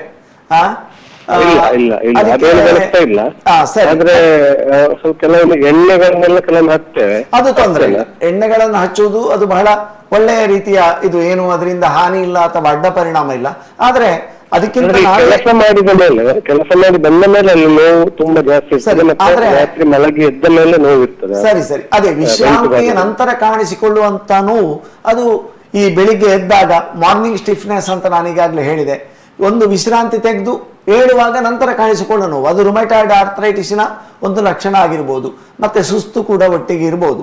ಅದನ್ನು ನೀವು ಬಂದರೆ ಅದನ್ನು ಸೂಕ್ತವಾದ, ಮತ್ತೆ ಈಗಾಗಲೇ ನೀವು ಇದನ್ನು ಪೂರ್ತಿಯಾಗಿ ಈಗ ನನ್ನ ಕಾರ್ಯಕ್ರಮವನ್ನು ಕೇಳಿದರೆ ಕೆಲವೊಂದು ಆಹಾರ ವಿಧಾನಗಳನ್ನು ನಾನು ಹೇಳಿದ್ದೇನೆ, ಅದನ್ನು ಅಳವಡಿಸಿಕೊಳ್ಬೋದು. ಮತ್ತೆ ಕೆಲವು ಮನೆಮದ್ದುಗಳನ್ನು ಇನ್ನು ಹೇಳಲಿಕ್ಕಿದ್ದೇನೆ, ಅದನ್ನು ಸ್ವಲ್ಪ ನೀವು ಅಡಾಪ್ಟ್ ಮಾಡಿಕೊಂಡು ನಂತರ ನೀವು ಸಂಪರ್ಕ ಮಾಡಿದರೆ ನಮಗೆ ಚಿಕಿತ್ಸೆಗೆ ಕೂಡ ತುಂಬಾ ಸುಲಭ ಆಗ್ತದೆ. ಸರಿ ಸರ್, ಖಂಡಿತ. ನಮಸ್ತೆ. ಥ್ಯಾಂಕ್ ಯು ಶಿವರಾಜ್ ಅವರೇ ಕರೆ ಮಾಡಿದ್ದಕ್ಕಾಗಿ. ಓಕೆ ಸರ್, ಹಾಗೆ ನಾವು ಮಾತಾಡ್ತಾ ಇದ್ವಿ ಚಿಕಿತ್ಸೆಯ ಸಂದರ್ಭದಲ್ಲಿ, ಅಂದ್ರೆ ಯಾರು ಎಲ್ಲ ತಮಗೆ ಬೇಕಾಗಿರೋ ರೀತಿಯಲ್ಲೇ ಮದ್ದುಗಳನ್ನ ಮಾಡ್ಕೊಳ್ತಾರ ಆ ವಿಚಾರಗಳನ್ನ ಮಾತಾಡ್ತಾ ಇದ್ವಿ ನಾವು. ನೀವು ಒಂದೊಂದು ವಿಚಾರಗಳನ್ನ ಹೇಳ್ತಾ ಇದ್ರಿ ಸರ್. ನೋಡಿ, ಎಣ್ಣೆ ಉಜ್ಜೋದು ಅಂತ, ಈಗ ಆಮವಾತ ಅಂತ ಹೇಳಿ ಆದ್ರೆ ಅಲ್ಲಿ ನೋವು ಮತ್ತೆ ಬಾವು ಇದ್ದಾಗ ಆರಂಭದ ಸ್ಥಿತಿಯಲ್ಲಿ ಅದನ್ನು ನಾವು ಆಮಾವಸ್ಥೆ ಅಂತ ಹೇಳ್ತೇವೆ. ಆಮ ಎನ್ನುವಂತ ಅಂಶ ಅಂದ್ರೆ ಈ ಅಕ್ಯೂಟ್ ಕಂಡೀಷನ್ ಇರ್ತದೆ. ಆಗ ನಿಜವಾಗಿ ಆಯುರ್ವೇದ ರೀತಿ ನೋಡಿದ್ರೆ ಎಣ್ಣೆ ಹಚ್ಚಬಾರದು, ಆಮ ಸ್ಥಿತಿಯಲ್ಲಿ ಎಣ್ಣೆ ಹಚ್ಚಬಾರದು, ಎಣ್ಣೆ ಹಚ್ಚಿ ಮಸಾಜ್ ಮಾಡಬಾರದು, ಈ ರೀತಿ ಇರ್ತದೆ. ಆಗ ನಾವು ಅದಕ್ಕೆ ರೂಕ್ಷ ಸ್ವೇದ ಅಂತ, ಈಗ ವಾಲುಕಾಪಿಂಡ ಸ್ವೇದ ಅಂತ ಹೇಳ್ತೇವೆ, ಅಂದ್ರೆ ಹೊಯ್ಗೆಯನ್ನು ಗಂಟು ಕಟ್ಟಿ ಶೇಕ ಕೊಡುವಂಥದ್ದು. ಮತ್ತೆ ಕೆಲವು ಲೇಪಗಳನ್ನು ನಾವು ಚೂರ್ಣಗಳನ್ನು ಪೇಸ್ಟ್ ತರ ಮಾಡಿ ಅದನ್ನು ಲೇಪ ಮಾಡುವುದಕ್ಕೆ ಕೊಡುವಂಥದ್ದು. ಈ ತರದ್ದನ್ನೆಲ್ಲ ಮಾಡಲಿಕ್ಕೆ ಆಯುರ್ವೇದ ಹೇಳುವಂಥದ್ದು. ಎಲ್ಲ ಗಂಟು ನೋವಿಗೆ, ಆಮವಾತದ ಆ ಸ್ಥಿತಿಯಲ್ಲಿರುವಂಥ ಗಂಟು ನೋವಿಗೆ ಕೂಡ ಎಣ್ಣೆ ಹಚ್ಚುವುದಲ್ಲ ಅಂತ ಬಹಳ ತಪ್ಪು ಕಲ್ಪನೆ ಇದೆ. ಗಂಟು ನೋವು ಅಂತ ಹೇಳಿದ್ರೆ ಎಣ್ಣೆ ಹಚ್ಚುವುದು ಅಂತ. ಸೊ ಅದು ಕೂಡ ಒಂದು ಗಮನಿಸಬೇಕಾದ ಅಂಶ. ತಾವೇ ಅದನ್ನು ತೀರ್ಮಾನ ಮಾಡಿಕೊಂಡು ಅದಕ್ಕೆ ಆಯುರ್ವೇದ ಅಂತ ಹೇಳಿದರೆ ಅದೊಂದು ದೊಡ್ಡ ವಿಜ್ಞಾನ. ಅದನ್ನು ಕ್ರಮಬದ್ಧವಾಗಿ ಆ ಸ್ಥಿತಿಗೆ ಅನುಸಾರ ಒಂದೊಂದು ಚಿಕಿತ್ಸೆಯನ್ನು ಅದು ಸ್ವಲ್ಪ ಕಾಲಾವಕಾಶವನ್ನು ಬೇಡುತ್ತದೆ. ರೋಗಿಯ ಕಡೆಗೂ ಕೂಡ ಮತ್ತು ವೈದ್ಯನ ಕಡೆಗೂ ಕೂಡ ಸ್ವಲ್ಪ ತಾಳ್ಮೆಯನ್ನು ಬೇಡುವಂತಹ ಚಿಕಿತ್ಸೆ. ತುರ್ತು ಚಿಕಿತ್ಸೆಯನ್ನು ಮಾಡಿಕೊಂಡು ನಂತರ ಇದನ್ನು ನಾವು ಕಂಟಿನ್ಯೂ ಮಾಡಬಹುದಾಗಿರ್ತದೆ. ಈ ರೀತಿ ಇರ್ತದೆ. ಆದ ಕಾರಣ ಸ್ವಯಂ ಒಂದು ತೀರ್ಮಾನ ಮಾಡುವಂಥದ್ದು, ಸ್ವಯಂ ಚಿಕಿತ್ಸೆ ಮಾಡುವಂಥದ್ದಕ್ಕಿಂತ ಆಯುರ್ವೇದ ತಜ್ಞ ವೈದ್ಯರನ್ನು ಸಂಪರ್ಕಿಸಿ ಅದಕ್ಕೆ ಬೇಕಾದ ಒಂದು ಪತ್ತೆ ಹಚ್ಚುವಿಕೆಯನ್ನು ಮಾಡಿಕೊಂಡು ನಾವು ಮುಂದುವರಿಯುವುದು ಬಹಳ ಸೂಕ್ತ ಅಂತ ಕಾಣಿಸಿಕೊಳ್ಳಿ. ಓಕೆ ಸರ್, ಹಾಗೇನೆ ಈ ಒಂದು ನೋವನ್ನು ಅನುಭವಿಸ್ತಾ ಇರೋಬ್ರು ನಿಮ್ಮ ಕೈಯಿಂದ ಈಗ ಮದ್ದನ್ನ ಮಾಡ್ಕೊಳ್ಬೇಕು ಅಂತ ತುಂಬಾ ಜನ ಯೋಚನೆ ಮಾಡ್ತಾರೆ. ಅವರಿಗೆ ನಿಮ್ಮ ಹತ್ರ ಬರೋದಿಕ್ಕಾಗಲ್ಲ, ತುಂಬಾ ದೂರ ಇರ್ಬೋದು, ಈ ತರ ಸಮಸ್ಯೆಗಳಿರುತ್ತೆ. ಆ ಹೊತ್ತಿನಲ್ಲಿ ಅವರು ಮನೆ ಮದ್ದನ್ನ ಮನೆಯಲ್ಲೇ ಇದ್ಕೊಂಡು ಮಾಡ್ಬೋದಾ, ಹೇಗೆ ಯಾವ ರೀತಿಯಾಗಿ ಮಾಡ್ಬೋದು ಅಂತಾದ್ರೆ ಅಂತ? ರುಮೈಟಾಯ್ಡ್ ಆರ್ಥ್ರೈಟಿಸ್ ಕಾಯಿಲೆಯ ಸ್ವರೂಪ ಹೇಗುಂಟು ಅಂತ ಹೇಳಿದ್ರೆ, ಇದೊಂದು ಚಾಲೆಂಜಿಂಗ್ ಡಿಸೀಸ್. ವೈದ್ಯರಿಗೆ ಕೂಡ ಅಥವಾ ರುಮ್ಯಾಟಾಲಜಿಸ್ಟ್ಗಳಿಗೂ ಕೂಡ ಒಂದು ಪಂಥಾಹ್ವಾನ ನೀಡುವಂಥ ಕಾಯಿಲೆ. ಯಾಕಂದರೆ ಆ ಕಾಯಿಲೆಯೇ ಆಗಿದೆ. ಆಟೋಇಮ್ಯೂನ್ ಡಿಸಾರ್ಡರ್ ಅಂತ ಹೇಳುವಂಥದ್ದು ಬಹಳ ಒಂದು ಜಟಿಲವಾದ ಸಂಕೀರ್ಣವಾದ ಕಾಯಿಲೆ. ಅದು ಕೇವಲ ನಾವು ಮನೆಮದ್ದು ಮಾಡುವುದರಿಂದಲೂ ಅದನ್ನು ಸಂಪೂರ್ಣ ನಾವು ನಿಯಂತ್ರಣ ಮಾಡುತ್ತದೆ ಅಂತ ಹೇಳಲಿಕ್ಕೂ ಸಾಧ್ಯ ಇಲ್ಲ. ಸಂಪೂರ್ಣ ರೋಗಿಗೆ ಪ್ರಯೋಜನ ಆಗ್ತದೆ ಅಂತ ಹೇಳಲಿಕ್ಕಾಗುವುದಿಲ್ಲ. ಆದರೆ ಮನೆಮದ್ದುಗಳನ್ನು ಮಾಡುವುದರಿಂದ ಒಂದಷ್ಟು ರಿಲೀಫ್ ಅಥವಾ ಒಂದಷ್ಟು ನೆಮ್ಮದಿಯನ್ನು ರೋಗಿ ಜೊತೆಗೆ ಕಂಡುಕೊಳ್ಬೋದು. ಮನೆಮದ್ದು ಯಾವ ರೀತಿ ಮಾಡ್ಬೋದು? ಈಗ ನಮ್ಮ ಆಯುರ್ವೇದದ ರೀತಿಯಲ್ಲಿ ಅಗ್ನಿ ದೀಪನ ಅಂತ, ಅಂದರೆ ಹಸಿವೆಯನ್ನು ಹೆಚ್ಚಿಸಿ ಜೀರ್ಣಶಕ್ತಿಯನ್ನು ಮತ್ತು ಕರುಳಿನ ಸ್ಥಿತಿಯನ್ನು ಸರಿ ಮಾಡುವಂತಹ ಕೆಲವೊಂದು ಔಷಧಿಗಳನ್ನು ಮನೆಮದ್ದುಗಳನ್ನು ರೋಗಿ ಆರಂಭಿಸಬಹುದು. ಅದು ಹೇಗೆ, ಯಾವುದು ಅಂತ ಕೇಳಿದರೆ, ಈಗ ನಾವು ನೀರು ಕುಡಿತೇವೆ. ನೀರು ಕುಡಿಯುವುದನ್ನು ಬಿಸಿ ನೀರನ್ನು ಉಪಯೋಗಿಸುವಂಥದ್ದು ಮತ್ತು ಆ ಬಿಸಿ ನೀರಿಗೆ ಹಿಪ್ಪಲಿ, ಶುಂಠಿ ಇತ್ಯಾದಿ ವಸ್ತುಗಳನ್ನು ಸೇರಿಸಿ ಅದನ್ನು ಬಿಸಿ ಮಾಡಿ ಕುಡಿಯುವಂಥದ್ದು, ಅದನ್ನು ಮಾಡ್ಬೋದು. ಆಗ ನಮ್ಮ ಹೊಟ್ಟೆಯ ಜೀರ್ಣಶಕ್ತಿ ಹೆಚ್ಚಾಗ್ತದೆ ಮತ್ತು ಆಮ ವಿಷ ಅಂತ ಹೇಳುವಂಥದ್ದು ನಮ್ಮ ಹೊಟ್ಟೆಯೊಳಗೆ ಏನಿದೆ, ಯಾವುದೇ ಕಾಯಿಲೆಗೆ ಕಾರಣ ಆಗಿದೆ, ಅದು ನಿವಾರಣೆ ಆಗುವಂಥದ್ದು. ಆದ ಕಾರಣ ಒಂದು ಆಮ ಪಾಚನ, ಆಮ ಎನ್ನುವಂತಹ ಒಂದು ಸಂಗತಿ ಆಮವಾತಕ್ಕೆ ಕಾರಣವಾದಂತು, ಅದನ್ನು ಜೀರ್ಣ ಮಾಡುವಂತಹ ಕೆಲವೊಂದು ಮನೆಮದ್ದುಗಳನ್ನು ಮಾಡಿಕೊಂಡು ನಾವು ಹೊಟ್ಟೆಗೆ ಅದನ್ನು ಸೇವನೆ ಮಾಡುವುದರ ಮೂಲಕ ಬಳಸ್ಬೋದು. ಇನ್ನೊಂದು, ನಾವು ಮನೆಯಲ್ಲೇ ಇರುವಂತಹ ಶುಂಠಿ ಅಂತ ಹೇಳುವಂಥದ್ದು ಅದ್ಭುತವಾದ ಆಮಪಾಚನ ಔಷಧ. ಅದನ್ನು ಬೇರೆ ಬೇರೆ ರೀತಿಯಲ್ಲಿ ಚೂರ್ಣ ರೂಪದಲ್ಲಿ ಅಥವಾ ಅದನ್ನು ಕಷಾಯ ಮಾಡಿ ಸೇವನೆ ಮಾಡುವುದು. ಮತ್ತು ಬೆಳ್ಳುಳ್ಳಿಯನ್ನು ಹಾಲಿಗೆ ಹಾಕಿ, ಒಂದು 8 ರಿಂದ 10 ಬೆಳ್ಳುಳ್ಳಿ ಹಾಲಿಗೆ ಹಾಕಿ, ಅದನ್ನು ಸಿಪ್ಪೆ ಸುಲಿದು ಹಾಲಿಗೆ ಹಾಕಿ, ಜಜ್ಜಿ ಹಾಲಿಗೆ ಹಾಕಿ ಅದನ್ನೊಂದು 3 ನಿಮಿಷವೋ 5 ನಿಮಿಷವೋ ಕುದಿಸಿ ನಂತರ ಅದನ್ನು ಸೇವನೆ ಮಾಡುವಂಥದ್ದು. ಇದನ್ನು ನಾವು ಲಶುನ ಕ್ಷೀರಪಾಕ ಅಂತ ಹೇಳ್ತೇವೆ. ಬೆಳ್ಳುಳ್ಳಿಯನ್ನು ಜಜ್ಜಿ ಹಾಕಿ ಹಾಲನ್ನು ಕುದಿಸಿ ಒಟ್ಟಿಗೆ ಸೇವನೆ, ಇದು ಮನೆಯಲ್ಲೇ ಮಾಡಿಕೊಳ್ಳಬಹುದಾದ್ದು. ಇನ್ನೊಂದು ಅರಸಿನ ಅಂತುವಂಥದ್ದು ಅದ್ಭುತವಾದ ಆ್ಯಂಟಿ ಆಕ್ಸಿಡೆಂಟ್. ಅಂದರೆ ಕೋಶಗಳಿಗೆ ಉಂಟಾಗುವಂತಹ ಡ್ಯಾಮೇಜ್, ಯಾವ ಒಂದು ತೊಂದರೆ ಉಂಟಾಗ್ತದೆ, ಹಾನಿ ಉಂಟಾಗ್ತದೆ, ಅದನ್ನು ತಡೆಗಟ್ಟುವಂತಹ ಒಂದು ಅಂಶ ಅರಸಿನದಲ್ಲಿ ಇದೆ. ಅದಕ್ಕೆ ಕರ್ಕ್ಯುಮಿನ್ ಅಂತ ಹೇಳ್ತೇವೆ. ಆ ಹಳದಿ ಬಣ್ಣ ಇದೆಯಲ್ಲ ಅರಸಿನದ್ದು, ಅದು ಆ ಡ್ಯಾಮೇಜನ್ನು ತಡೆಗಟ್ಟುವಂಥದ್ದು. ಆ್ಯಂಟಿ ಆಕ್ಸಿಡೆಂಟ್ ಅಥವಾ ಔಷಧೀಯ ಜಾಡಮಾಲಿ ಅಂತ ನಾವು ಅದನ್ನು ನಮ್ಮ ವೈದ್ಯಕೀಯ ಪರಿಭಾಷೆಯಲ್ಲಿ ಕರಿತೇವೆ.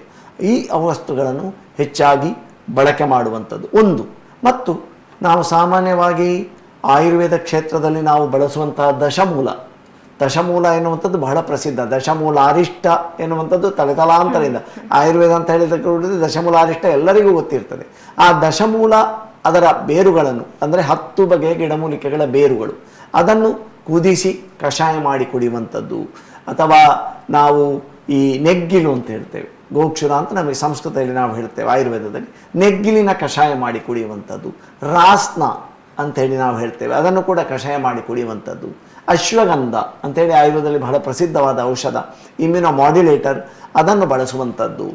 ಮತ್ತು ಅಮೃತ ಬಳ್ಳಿ, ಅದನ್ನು ಕಷಾಯ ಮಾಡಿ ಸೇವನೆ ಮಾಡುವಂಥದ್ದು. ಅಮೃತ ಬಳ್ಳಿ ಅಂದರೆ ಎಲ್ಲರಿಗೂ ಗೊತ್ತಿದೆ.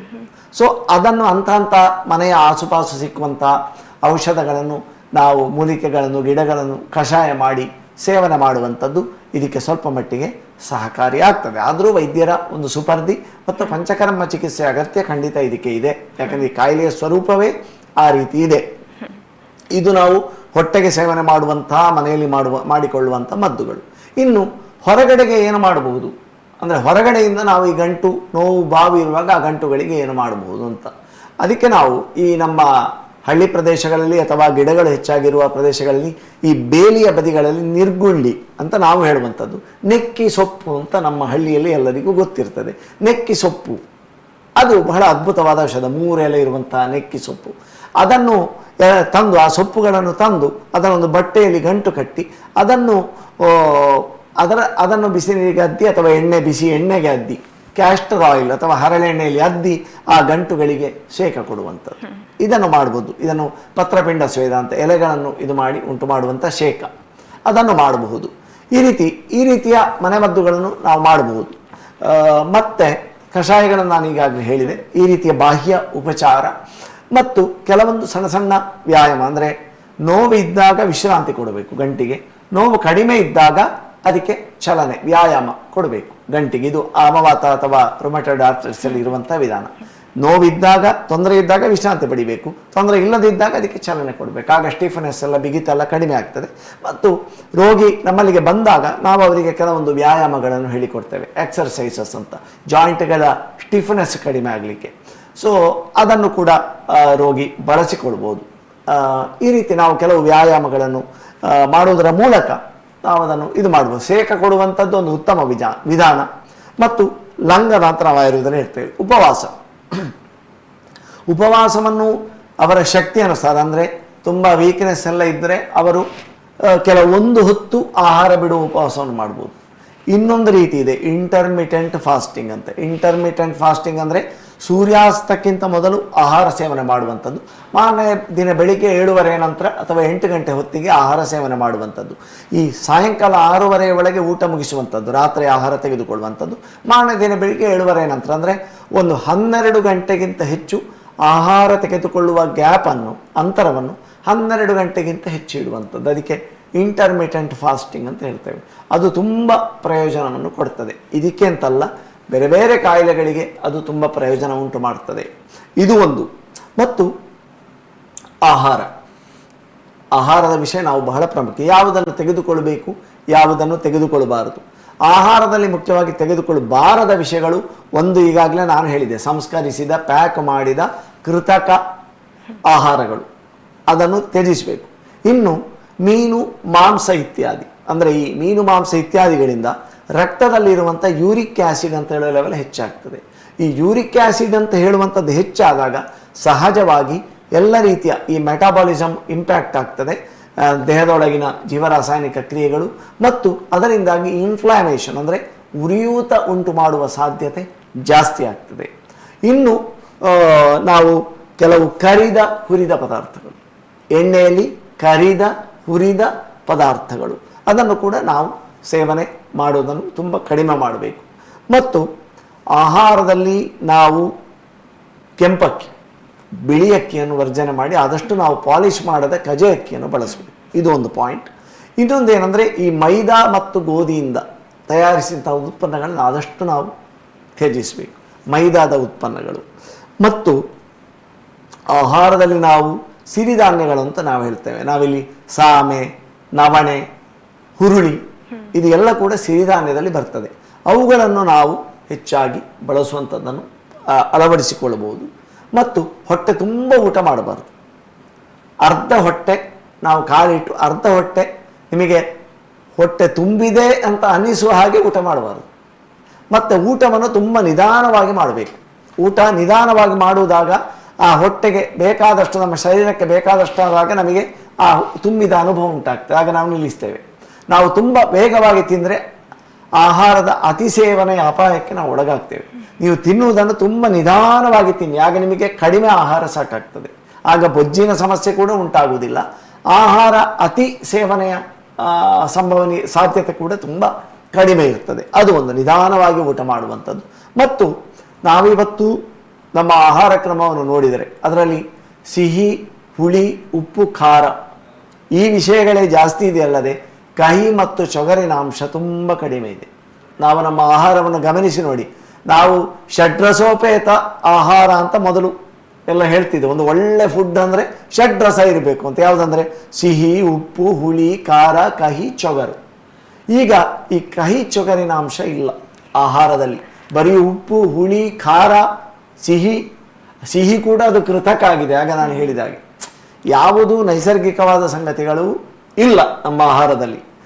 ಅದನ್ನು ನಾವು ಮಾರ್ಪಾಡು ಮಾಡಿ ಈ ಆಮವಾತ ಚಿಕಿತ್ಸೆ ಮಾಡುವಾಗ ಆಯುರ್ವೇದದಲ್ಲಿ ಬಹಳ ಸ್ಪಷ್ಟವಾಗಿ ಹೇಳಿದ್ದಾರೆ. ತಿಕ್ತರಸ ಅಂತ, ಕಹಿ ಇರುವಂಥ ಆಹಾರಗಳನ್ನು ಸೇವನೆ ಮಾಡಬೇಕು ಅಂತ.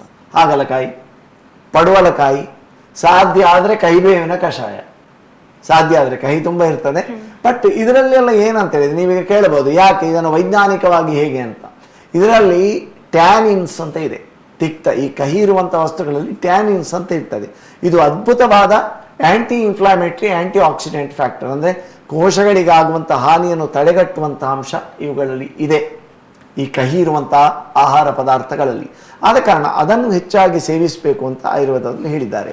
ಮತ್ತೆ ಲಂಘನ ಈಗಾಗಲೇ ಹೇಳಿದೆ, ಮತ್ತೆ ದೀಪನ ಅಂದರೆ ಜೀರ್ಣಶಕ್ತಿಯನ್ನು ಹೆಚ್ಚಿಸುವ ಆಹಾರವನ್ನು ಹೇಳಿದೆ. ಅದು ಕೂಡ ಸ್ವಲ್ಪ ಖಾರ ಇರುವಂತಹ ಮೂಲಿಕೆಗಳನ್ನು ಬಳಸಬೇಕು ಅಂತ. ಶುಂಠಿ ಅಂತ ವಿಷಯ ಸ್ವಲ್ಪ ಖಾರ ಇರಬೇಕು, ಅದು ಜೀರ್ಣಶಕ್ತಿಯನ್ನು ಹೆಚ್ಚಿಸಬೇಕು. ಅಂಥ ವಸ್ತುಗಳನ್ನು ಹೊಟ್ಟೆಗೆ ಸೇವನೆ ಮಾಡಬೇಕು ಅಂತ. ಮತ್ತೆ ನಾವು ಪಂಚಕರ್ಮ ಚಿಕಿತ್ಸೆಯಲ್ಲಿ ವಿರೇಚನ, ವಮನ ಇತ್ಯಾದಿಗಳನ್ನು ಹೇಳಿದ್ರು ಕೂಡ ನಾವು ಸುಖ ಚಿಕಿತ್ಸೆಯಾದ ಬಸ್ತಿಯನ್ನು ನಾವೊಂದು ಕಿಂಗ್ ಆಫ್ ದ ಟ್ರೀಟ್ಮೆಂಟ್ ಅಂತಂದರೆ ಇದು ಚಿಕಿತ್ಸೆಗಳ ರಾಜ ಅಂತ ನಾವು ಹೇಳೋದು. ಆ ಬಸ್ತಿ ಚಿಕಿತ್ಸೆಯನ್ನು ನಾವು ಹೆಚ್ಚಾಗಿ ಅಳವಡಿಸಿಕೊಳ್ತೇವೆ ಆಮವಾತ ಚಿಕಿತ್ಸೆಯಲ್ಲಿ. ಅದೇ 8 ದಿನ, 15 ದಿನ, 1 ತಿಂಗಳು, ಈ ಥರ ಎಲ್ಲ.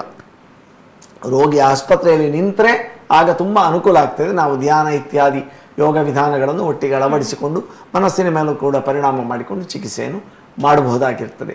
ಒಟ್ಟಿನಲ್ಲಿ ಏನಂದರೆ ಹೊಟ್ಟೆಯನ್ನು ಸರಿಪಡಿಸಿಕೊಳ್ಳುವುದು, ಮನಸ್ಸನ್ನು ಸರಿಪಡಿಸಿಕೊಳ್ಳುವುದು, ಇಷ್ಟರಲ್ಲೇ ರೋಗಿ ತುಂಬ ಚೇತರಿಸಿಕೊಳ್ತಾನೆ. ಮತ್ತು ರೋಗಿ ಕಾಯಿಲೆ ಉಲ್ಬಣ ಆಗುವುದನ್ನು ಬಹಳಷ್ಟು ಕಡಿಮೆ ಪ್ರಮಾಣದಲ್ಲಿ ನಾವು ಮಾಡಲಿಕ್ಕಾಗ್ತದೆ. ಇನ್ನೊಂದು ಮನೆಯಲ್ಲೇ ಮಾಡಿಕೊಳ್ಳುವ ವಿಧಾನ ವಿಚಾರ ಏನಂತ ಹೇಳಿದರೆ ಹಾಲಿಗೆ ಶುಂಠಿ ಹಾಕಿ ಅದನ್ನು ಕುದಿಸುವಂಥದ್ದು. ಅದಕ್ಕೆ ನಾವು ಶುಂಠಿ ಕ್ಷೀರಪಾಕ ಅಂತ ಹೇಳ್ತೇವೆ. ಹಾಗೆ ಮಾಡಿ ಅದಕ್ಕೆ ಒಂದು 10 ಬಿಂದುಗಳಷ್ಟು ಹರಳೆಣ್ಣೆ, ಕ್ಯಾಸ್ಟರ್ ಆಯಿಲ್ ಅಂತ ನಾವು ಹೇಳ್ತೇವಲ್ಲ, ಅದನ್ನು ಸೇರಿಸಿ ದಿನನಿತ್ಯ ರಾತ್ರಿ ಸೇವನೆ ಮಾಡುವಂಥದ್ದು. ಹಾಲು ಅಂದರೆ ಮಂದ ಹಾಲಲ್ಲ, ಅದನ್ನು ಸ್ವಲ್ಪ ನೀರು ಹಾಕಿ ಕುದಿಸಿ ಶುಂಠಿ ಹಾಕಬೇಕು. ಶುಂಠಿಯನ್ನು ಜಜ್ಜಿ ಹದಿಗೆ ಹಾಕಿ ಒಂದು 5 ನಿಮಿಷಗಳ ಕಾಲ ಕುದಿಸಿ ನಂತರ 10 ಬಿಂದುಗಳ ಪ್ರಮಾಣದಲ್ಲಿ ಲೆಕ್ಕ ಮಾಡಿ ಹರಳೆಣ್ಣೆ ಹಾಕಿ ಸೇವನೆ. ಯಾಕೆಂದರೆ ಈ ಹರಳು ಕ್ಯಾಸ್ಟ್ರೋ ಆಯಿಲ್ ಅಂತ ಹೇಳುವಂಥದ್ದು ಅದು ಆಯುರ್ವೇದದಲ್ಲಿ ಬಹಳ ಸ್ಪಷ್ಟವಾಗಿ ಹೇಳಿದ್ದಾರೆ. ಆಮವಾತ ಎನ್ನುವಂತಹ ಮದಬಂದ ಆನೆಯನ್ನು ನಿಯಂತ್ರಣ ಮಾಡುವ ಸಿಂಹ ಅಂತ ಈ ಕ್ಯಾಸ್ಟರ್ ಆಯಿಲ್ ಅಂತ ಹೇಳುವಂಥ ಹರಳೆಣ್ಣೆ. ಅದು ಹೊಟ್ಟೆಯನ್ನು ಶುದ್ಧೀಕರಣ ಕೂಡ ಮಾಡ್ತದೆ ಒಟ್ಟಿಗೆ, ಮತ್ತು ಈ ಶುಂಠಿ ಅದರಲ್ಲಿ ಇರುವಂಥದ್ದು ಈ ಆಮ ವಿಷವನ್ನು ನಾಶ ಮಾಡ್ತದೆ, ಅದನ್ನು ಜೀರ್ಣ ಮಾಡ್ತದೆ. ಹಾಗಾಗಿ ಏಕಕಾಲಕ್ಕೆ ಈ ಆಮವನ್ನು ಜೀರ್ಣ ಮಾಡುವಂಥದ್ದು ಮತ್ತು ಆಮವನ್ನು ದೇಹದಿಂದ ಹೊರಗೆ ಹಾಕುವಂಥದ್ದು ಕರುಳಿನ ಮೂಲಕ, ಅದು 2 ಕ್ರಿಯೆ ಕೂಡ ಈ ಒಂದು ಸಣ್ಣ ಮನೆಮದ್ದಿನಲ್ಲಿ ಉಂಟಾಗ್ತದೆ. ಆದ ಕಾರಣ ಆ ಒಂದು ಸುಲಭ ಚಿಕಿತ್ಸೆಯನ್ನು ಈ ಆಮವಾತ ರೋಗಿಗಳು ಯಾರು ಈಗಾಗಲೇ ಚಿಕಿತ್ಸೆಯಲ್ಲಿದ್ದಾರೆ ಅವರು ಬಳಸಿಕೊಳ್ಬೋದು. ಮತ್ತು ಆರಂಭದ ಹಂತದಲ್ಲಿರ್ಬೋದು, ಅದು ಉದ್ಬಣಿಸದ ಹಾಗೆ ಈ ಒಂದು ಸಾಧ್ಯತೆಯನ್ನು ಬಳಸಿಕೊಳ್ಬೋದು. ಇನ್ನು ನಾವು ಹಸಿರು ತೊಪ್ಪು ತರಕಾರಿಗಳ ಸೇವನೆ. ಇವತ್ತು ಏನಾಗಿದೆ ಅಂತ ಕೇಳಿದರೆ, ನಾವು ಒಂದು ಏನಾದರೂ ಯಾವುದೇ ಒಂದು ಇದ್ರೂ ಕೂಡ ಈಗ ಸುಲಭ ರೆಡಿಮೇಡ್ ಫುಡ್, ಇನ್ಸ್ಟ್ಯಾಂಟ್ ಫುಡ್, ಅಂದರೆ ತಕ್ಷಣಕ್ಕೆ ರೆಡಿ ಆಗಬೇಕು ಆಹಾರ, ಯಾರಿಗೂ ಪುರುಸೊತ್ತಿಲ್ಲ. ಆಗ ದೇಹ ಕೂಡ ಹೇಳ್ತದೆ ನನಗೆ ಪುರುಸೊತ್ತಿಲ್ಲ ಅಂತ, ನಿಮ್ಮ ಕೆಲಸಕ್ಕೆ ಸಹಕರಿಸುವುದಕ್ಕೆ ನನಗೆ ಪುರುಸೊತ್ತಿಲ್ಲ, ಯಾಕಂದ್ರೆ ನಿಮಗೆ ಪುರುಸೊತ್ತಿಲ್ಲ ನನ್ನನ್ನು ಚೆನ್ನಾಗಿ ನೋಡಿಕೊಳ್ಳಿ, ಹಾಗೆ ನನಗೆ ಪುರುಸೊತ್ತಿಲ್ಲ ಅಂತ ಅದು ಅಸಹಕಾರ ಚಳುವಳಿಯನ್ನು ಆರಂಭಿಸ್ತದೆ ದೇಹ. ಯಾಕೆಂದರೆ ದೇಹ ಎನ್ನುವುದೊಂದು ದೇವಸ್ಥಾನ ಇದ್ದಾಗೆ, ಗುಡಿ ಇದ್ದಾಗೆ, ಅದನ್ನು ನಾವು ಚೆನ್ನಾಗಿ ನೋಡಿಕೊಂಡ್ರೆ ಮಾತ್ರ ಅದು ನಮಗೆ ಅನುಗ್ರಹ ಮಾಡ್ತದೆ, ಅದು ನಮ್ಮ ಜೀವನವನ್ನು ನೆಮ್ಮದಿಯಿಂದ ನಡೆಯುವಾಗೆ ಮಾಡ್ತದೆ. ನಾವು ಬೇಕಾಬಿಟ್ಟಿ ಅದರ ಕಡೆಗೆ ಗಮನ ಕೊಡದೆ ಇನ್ಸ್ಟ್ಯಾಂಟು ಈ ಆಹಾರವನ್ನು ಮಾಡುವುದಕ್ಕೆ ತಯಾರು ಮಾಡುವುದಕ್ಕೆ ಅಷ್ಟಾಗಿ ಇನ್ಸ್ಟ್ಯಾಂಟ್ ಆಗುವುದು ಎಲ್ಲ. ಶಾವಿಗೆ ಕೂಡ ಇನ್ಸ್ಟ್ಯಾಂಟು, ದೋಸೆ ಕೂಡ ಇನ್ಸ್ಟ್ಯಾಂಟು, ಹಿಟ್ಟು ಮಾಡುವ ಕೆಲಸ ಇಲ್ಲ, ಎಲ್ಲ ಇನ್ಸ್ಟ್ಯಾಂಟ್ ಆಗಿ ನಮಗೆ ಇನ್ಸ್ಟ್ಯಾಂಟ್ ಆಗಿ ಕಾಯಿಲೆ ಕೂಡ ಬರ್ತದೆ ಇನ್ಸ್ಟ್ಯಾಂಟ್ಗಳನ್ನು ಬಳಸ್ತಾ ಹೋದರೆ. ಆದ ಕಾರಣ ನಾವು ಈ ರೀತಿಯ ಆಹಾರಕ್ಕೆ ಸಮಾಜ ಇವತ್ತು ಒಗ್ಗಿಕೊಂಡು ಹೋಗಿದೆ. ಇಂಥ ಸ್ಥಿತಿಯಲ್ಲಿ ನಾವು ಯಾವ ಸ್ಲೋಗನ್ಗಳನ್ನು ಬಳಸಿದರೂ ಕೂಡ ಅದು ಕೇವಲ ಒಂದು ಬೊಬ್ಬೆ ಆಗ್ಬೋದು. ಕಾಯಿಲೆ ಮುಕ್ತ ಸಮಾಜ, ಡಯಾಬಿಟಿಸ್ ಸಕ್ಕರೆ ಕಾಯಿಲೆ ಮುಕ್ತ ಸಮಾಜ, ಇವತ್ತು ನಾವು ಘೋಷಣೆಗಳನ್ನು ಕೂಗುವುದಕ್ಕೆ ನಾವು ಬಹಳ ಕಲ್ತಿದ್ದೇವೆ ಮತ್ತು ಅದರಲ್ಲಿ ಬಹಳ ಪಾಂಡಿತ್ಯವನ್ನು ಪಡೆದುಕೊಂಡಿದ್ದೇವೆ, ಸ್ಲೋಗನ್ ಹೇಳುವುದರಲ್ಲಿ ಮತ್ತು ಸ್ಲೋಗನ್ ಹಿಡ್ಕೊಂಡು ಮೆರವಣಿಗೆ ಮಾಡೋದ್ರಲ್ಲಿ. ಇದು ಬಿಟ್ಟರೆ ಈ ಸಂಗತಿಗಳನ್ನು ನಾವು ಜಾರಿಗೆ ತಾರದೆ ಯಾವುದೇ ಒಂದು ಬೇರೆ ನಾವು ಎಷ್ಟು ಬೊಬ್ಬೆ ಹಾಕಿದ್ರು ಕೂಡ ಕಾಯಿಲೆ ಬಾರದ ಹಾಗೆ ರೋಗಮುಕ್ತ ಸಮಾಜ ಅಥವಾ ಇದನ್ನು ಭಾರತ ಕಾಯಿಲೆ ಮುಕ್ತ, ಡಯಾಬಿಟಿಸ್ ಮುಕ್ತ ಅಂತ ನಾವು ಹೇಳಿದರೆ ಅದು ಕೇವಲ ಒಂದು ಗಲಾಟೆ ಆಗ್ಬೋದಷ್ಟೆ. ಯಾಕಂದರೆ ಇದನ್ನು ನಾವು ಆಚರಣೆಗೆ ತಾರಿದ ಲೈಫ್ ಸ್ಟೈಲ್ ಚೇಂಜ್. ಹಾಗಾದರೆ ಮಾರುಕಟ್ಟೆಯಲ್ಲಿ ಇದನ್ನು ಯಾಕೆ ಬಿಟ್ಟಿದ್ದಾರೆ, ಇದಕ್ಕೆ ಅನುಮತಿ ಯಾಕೆ, ಅದು ಮಾರುಕಟ್ಟೆಯಲ್ಲಿ ಅನುಮತಿ ಕೊಟ್ಟವರನ್ನೇ ಕೇಳಬೇಕಷ್ಟೆ. ಆದರೆ ನಾವೀಗ ನಮ್ಮ ಮಿತಿಯಲ್ಲಿ ಏನು ಮಾಡ್ಬೋದು ಅಂತ ಹೇಳಿದರೆ, ಈ ಸಮಾಜದ ಬಗ್ಗೆ ಕಳಕಳಿ ಇರುವಂಥ ನಾವು, ಸುದ್ದಿಯಂಥ ಮೀಡಿಯಾ ಇರ್ಬೋದು ಅಥವಾ ನಮ್ಮಂಥ ವೈದ್ಯರಿರ್ಬೋದು, ಸಮಾಜಕ್ಕೆ ಮತ್ತು ವಿಶೇಷವಾಗಿ ಮಕ್ಕಳ ಬಗ್ಗೆಗೆ ಕಾಳಜಿಯಿಂದ ಹೆತ್ತವರಲ್ಲಿ ಈ ರೀತಿಯ ಅರಿವನ್ನು ಹುಟ್ಟಿಸಬಹುದು. ಯಾಕೆಂದರೆ ಇವತ್ತು ಯಾವ ಮಗು ಕಡಿದ್ರೆ ಅದಕ್ಕೆ ಎಡಿಕ್ಟಿವ್ ಅಂದರೆ ಮಾದಕ ದ್ರವ್ಯದಾಗಿ ಒಂದು ಎಡಿಕ್ಟ್ ವ್ಯಸನ ಉಂಟು ಮಾಡುವ ಒಂದು ಗುಣ ಇದು ಎಲ್ಲ ತಯಾರಾದ ಪ್ಯಾಕ್ಡ್ ಫುಡ್ಗಳಿಗೆ ಇದೆ. ಅದರಲ್ಲಿ ಕೆಲವದರಲ್ಲಿ ಮೋನೋಸೋಡಿಯಂ ಗ್ಲೂಟಾಮೇಟ್ ಅಂತ ಅದರಲ್ಲಿ ಬರ್ದಿರುವುದಿಲ್ಲ, ಪ್ಯಾಕಲ್ಲಿ ಇಂಗ್ರೀಡಿಯೆಂಟ್ಸ್ ಕಾಲಮಲ್ಲಿ ಪ್ಯಾಕಲ್ಲಿ ಬರ್ದಿರುವುದಿಲ್ಲ. ಎಲ್ಲ ಬೇಕರಿ ತಿಂಡಿಗಳಲ್ಲಿ ಇದಿದೆ. ಇದು ಮೆದುಳಿಗೆ ನರಮಂಡಲಕ್ಕೆ ಉತ್ತೇಜನ ಕೊಟ್ಟು ಮಕ್ಕಳಿಗೆ ನನಗೆ ಅದೇ ಆಹಾರ ಬೇಕು ಎನ್ನುವಂತಹ ಒಂದು ಟೆಂಪ್ಟೇಷನ್ ಅನ್ನು ಉಂಟು ಮಾಡುತ್ತದೆ. ಇದು ಹೆತ್ತವರಿಗೆ ಗೊತ್ತಿಲ್ಲ. ಇದನ್ನು ಎಷ್ಟು ಬೇಗ ಹೆತ್ತವರು ಅರ್ಥ ಮಾಡಿಕೊಳ್ತಾರೋ ಅಷ್ಟು ಬೇಗ ಮಗುವಿನ ಆರೋಗ್ಯ ಒಳ್ಳೆದಾಗ್ತದೆ, ಮಗು ಚೆನ್ನಾಗಿರ್ತದೆ.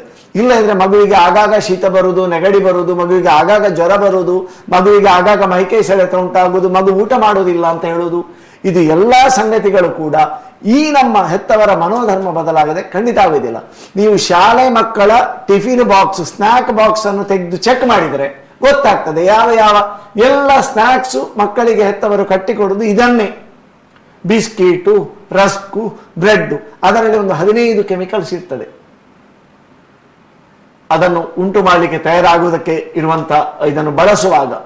ಆದ ಕಾರಣ ಯಾವುದೂ ಸಹಜವಾದ ಫುಡ್ಗಳು, ರಾಸಾಯನಿಕ ಮುಕ್ತ, ನೈಸರ್ಗಿಕ ಅದನ್ನು ನಾವು ಮಕ್ಕಳಿಗೆ, ಮತ್ತು ಮಕ್ಕಳಿಗೆ ಅಂತಲ್ಲ ದೊಡ್ಡವರಿಗೂ ಕೂಡ, ದೊಡ್ಡವರು ಅದನ್ನು ಜಾರಿಗೆ ತಂದರೆ ಮಾತ್ರ ಮಕ್ಕಳು ಅದನ್ನು ಅಭ್ಯಾಸ ಮಾಡ್ತಾರೆ.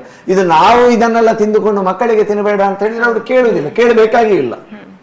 ಆದ ಕಾರಣ ನಾವು ಅದನ್ನೆಷ್ಟು ಅನುಸರಿಸ್ತೇವೆ ಆಗ ಮಾತ್ರ ರುಮ್ಯಾಟಾಯ್ಡ್ ಆರ್ಥ್ರೈಟಿಸ್ ಅಂತಲ್ಲ, ಅದು ಸಕ್ಕರೆ ಕಾಯಿಲೆ ಇರ್ಬೋದು, ಹೃದಯಾಘಾತ ಇವತ್ತು ಹೆಚ್ಚಾಗ್ತದೆ ಅಂತ ಇವತ್ತು ಎಲ್ಲರೂ ಬೊಬ್ಬೆ ಹಾಕ್ತಾ ಇದ್ದಾರೆ. ಸೊ ಅದು ಎಲ್ಲವನ್ನು ಕೂಡ ನಾವು ತಡೆಗಟ್ಟಬೇಕಾದ್ರೆ ನಾವು ಈ ನಮ್ಮ ಆಹಾರ ಪದ್ಧತಿ ಇದಕ್ಕೆ ಬಲಿಯಾಗುವುದನ್ನು ತಪ್ಪಿಸದಿದ್ದರೆ ಖಂಡಿತವಾಗಿ ಸಾಧ್ಯ ಇಲ್ಲ. ಇದಿಷ್ಟು ಬದಲಾವಣೆಗಳನ್ನು ನಾವು ಖಂಡಿತವಾಗಿ ಮಾಡಬೇಕು. ಆಗ ಮಾತ್ರ ನೀವು ಕಾಯಿಲೆ ಮುಕ್ತ ಸಮಾಜ ಅಂತ ಹೇಳ್ಬೋದು. ಆಗ ಗಂಟೆ ಬಾರಿಸಬಹುದು ಕಾಯಿಲೆ ಮುಕ್ತ ಸಮಾಜ, ಡಯಾಬಿಟಿಸ್ ಮುಕ್ತ ಭಾರತ ಅಂತ ಹೇಳಿ. ಇಲ್ಲದಿದ್ರೆ ಖಂಡಿತವಾಗಿ ಸಾಧ್ಯ ಇಲ್ಲ. ಓಕೆ ಸರ್, ಹಾಗೇನೆ ಕೊನೆಯದಾಗಿ ವೀಕ್ಷಕರಿಗೆ ಈ ಒಂದು ಆಮವಾತದಿಂದ ಉಂಟಾಗುವಂತಹ ಗಂಟು ನೋವಿನಿಂದ ದೂರನೇ ಇರಬೇಕು ನೀವು, ಅದರ ಜೊತೆಗೆ ನಮ್ಮ ಹತ್ರನೂ ಇದು ಸುಳಿಯದಾಗೆ ಯಾವ ರೀತಿಯಾಗಿ ಕಾಪಾಡಿಕೊಳ್ಬೇಕು ಅಂತ ಕೊನೆಯದಾಗಿ ಹೇಳೋದಾದ್ರೆ ಸರ್. ಖಂಡಿತವಾಗಿ ಒಂದು ಆಹಾರದಲ್ಲಿ ಈಗ ನಾನು ಹೇಳಿದಾಗ ಬದಲಾವಣೆ ಮಾಡಿಕೊಳ್ಳಿ, ಮನಸ್ಸನ್ನು ಶಾಂತವಾಗಿಟ್ಟುಕೊಳ್ಳಿ. ತಿನಸು, ಮನಸ್ಸು ಮತ್ತು ದಿನಚರಿ, ನಿಮ್ಮ ದಿನನಿತ್ಯದ ಜೀವನ ಶೈಲಿಯನ್ನು ಚೆನ್ನಾಗಿ ಇಟ್ಟುಕೊಳ್ಳಿ. ನಮ್ಮ ಮನೆಯ ಸುತ್ತಮುತ್ತ ಸಿಕ್ಕುವಂಥ ನಮ್ಮ ಅಡಿಗೆ ಕೋಣೆಯಲ್ಲಿ ಇರುವಂಥ ಉತ್ತಮ ವಸ್ತುಗಳನ್ನು ಬಳಸಿಕೊಳ್ಳಿ.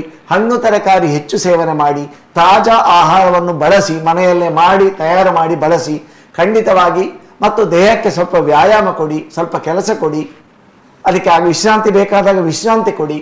ಇಷ್ಟು ಈ ಸರಳ ಸೂತ್ರಗಳನ್ನು, ಮನಸ್ಸನ್ನು ತಣ್ಣಗೆ ಇಟ್ಟುಕೊಳ್ಳಿ, ತಲೆಯನ್ನು ತಂಪಾಗಿ ಇಟ್ಟುಕೊಳ್ಳಿ, ಧ್ಯಾನ, ಭಜನೆ ಇತ್ಯಾದಿಗಳನ್ನು ಮಾಡಿಕೊಂಡು, ಪ್ರಾರ್ಥನೆ ಇತ್ಯಾದಿಗಳ ಮೂಲಕ ಮನಸ್ಸನ್ನು ತಣ್ಣಗೆ ಇಡುವುದರ ಮೂಲಕ ನಾವು ರುಮಟಾಯ್ಡ್ ಆರ್ಥ್ರೈಟಿಸ್ ಅನ್ನು ಮ್ಯಾನೇಜ್ ಮಾಡ್ಬೋದು, ಅದನ್ನು ತಡೆಗಟ್ಟಬಹುದು ಅಂತ ಹೇಳುವ ಸಂದೇಶವನ್ನು ನಾವು ಸಮಾಜಕ್ಕೆ ಹೇಳ್ತಾ, ಮತ್ತು ಆ ಮೂಲಕ ನಾವು ಆರೋಗ್ಯವಂತ ಸಮಾಜದ ನಿರ್ಮಾಣಕ್ಕೆ ಕಾರಣ ಆಗಬಹುದು. ಹೆತ್ತವರು ಕೂಡ ನಾನು ಇವತ್ತು ಹೇಳಿದಂಥ ವಿಷಯವನ್ನು ಇವತ್ತೇ ಆ ಬದಲಾವಣೆಗಳನ್ನು ಮನೆಯಲ್ಲಿ ತರಬೇಕು. ಮತ್ತು ಮಗು ಹಠ ಮಾಡ್ತದೆ ಅಂತ ನಾವನ್ನು ಕೊಡುವುದು ಅದಕ್ಕೆ ಒಂದು ಪರಿಹಾರ ಅಲ್ಲ. ಮಗು ಹಠ ಮಾಡ್ತದೆ ಅದು ಬೇಕು ಅಂತೇಳಿ ನಾವು ಅದಕ್ಕೆ ಅದನ್ನೇ ಕೊಡುವುದು ಪರಿಹಾರ ಅಲ್ಲ. ಅದು ಹಠ ಮಗು ಅಂತೇಳಿ ಆದರೆ ಅದು ಹಠ ಮಾಡಿಯೇ ಮಾಡ್ತದೆ. ಅದಕ್ಕೆ ಒಳ್ಳೆಯ ಅಭ್ಯಾಸವನ್ನು ಮಾಡಿಸುವಂಥದ್ದು ಹೆತ್ತವರ ಜವಾಬ್ದಾರಿ. ಇಲ್ಲ ಇದ್ದರೆ ಇವತ್ತು ಸಾಂಕ್ರಾಮಿಕ ರೋಗಗಳಿಂದ, ಅಟೋಇಮ್ಯೂನ್ ಡಿಸಾರ್ಡರ್ಸ್, ಮೆಟಬಾಲಿಕ್ ಡಿಸಾರ್ಡರ್ಗಳಿಂದ ಸಾಯುವಂತಹ ಮತ್ತು ಅತಿ ಸಣ್ಣ ಪ್ರಾಯದಲ್ಲಿ ಮಕ್ಕಳಲ್ಲಿ ಬರುವಂತಹ ಮೆಟಬಾಲಿಕ್ ಡಿಸಾರ್ಡರ್ಸ್ ಇದೆ, ಮಕ್ಕಳಲ್ಲಿ ಬರುವಂಥ ರುಮ್ಯಾಟಾಯ್ಡ್ ಆರ್ಥ್ರೈಟಿಸ್, ರುಮ್ಯಾಟಾಯ್ಡ್ ಕಾಯಿಲೆಗಳಿದೆ, ರುಮ್ಯಾಟಿಕ್ ಡಿಸೀಸಸ್, ಇದು ಎಲ್ಲದಕ್ಕೂ ನಾವೇ ನಮ್ಮ ಕೈಯಾರೆ ಮಕ್ಕಳಿಗೆ ವಿಷ ಕೊಟ್ಟ ಹಾಗೆ ಆಗ್ತದೆ ನಾವು ಈ ಥರದ ಆಹಾರಗಳನ್ನು ಕೊಟ್ಟರೆ. ಆದ ಕಾರಣ ಅದರಲ್ಲಿ ತುಂಬ ಜಾಗರೂಕತೆ ಮಾಡಿಕೊಳ್ಬೇಕು. ಮತ್ತು ಈ ಆಹಾರದ ವಿಷಯದಲ್ಲಿ ಮುಂದಿನ ಯಾವುದಾದ್ರೂ ಒಂದು ಸಂಚಿಕೆಯಲ್ಲಿ ನಾವು ಬರೇ ಈ ವಿಷಯವನ್ನು ಇಟ್ಟುಕೊಂಡು ಸಂಸ್ಕರಿಸಿದ ಆಹಾರ, ಅಲ್ಟ್ರಾ ಪ್ರೊಸೆಸ್ಡ್ ಫುಡ್, ಅದರಲ್ಲಿ ಏನಿದೆ, ಯಾವುದೆಲ್ಲ ಇದೆ, ಅದು ಯಾವ ಯಾವ ರೀತಿಯಲ್ಲಿ ನಮ್ಮ ಆರೋಗ್ಯಕ್ಕೆ ಹಾನಿ ಮಾಡ್ತದೆ ಎಂದು ಹೇಳುವಂಥದ್ದನ್ನು ಸವಿವರವಾಗಿ ಅದನ್ನು ಮುಂದಕ್ಕೆ ಯಾವುದಾದ್ರೂ ಒಂದು ಸಂಚಿಕೆಯಲ್ಲಿ ನಾವು ತಿಳಿಸಿಕೊಡ್ಲಿಕ್ಕೆ ಇದ್ದೇವೆ ಅಂತ ಈ ಮೂಲಕ ನಾನು ಹೇಳಲಿಕ್ಕೆ ಇಚ್ಛೆ ಪಡ್ತೇನೆ.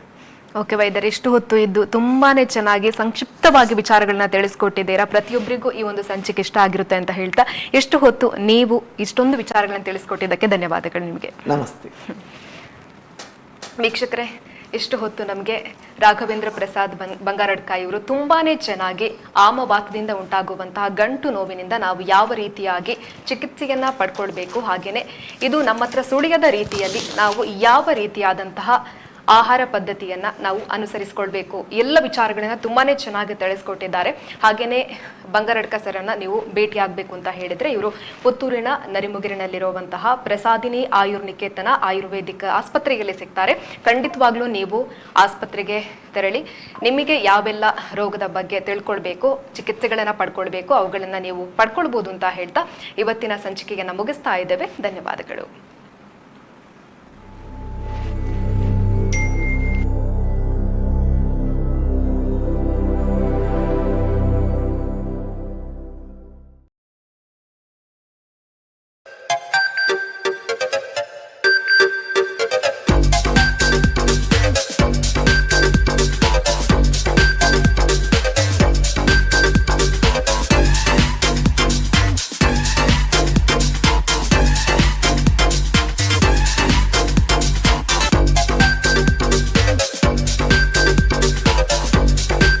Navratan Electrical and Plumbing Wholesale Dealers in Electricals, Plumbing, Hardware, Home Appliances, Sanitary, LED Lights and Electronics.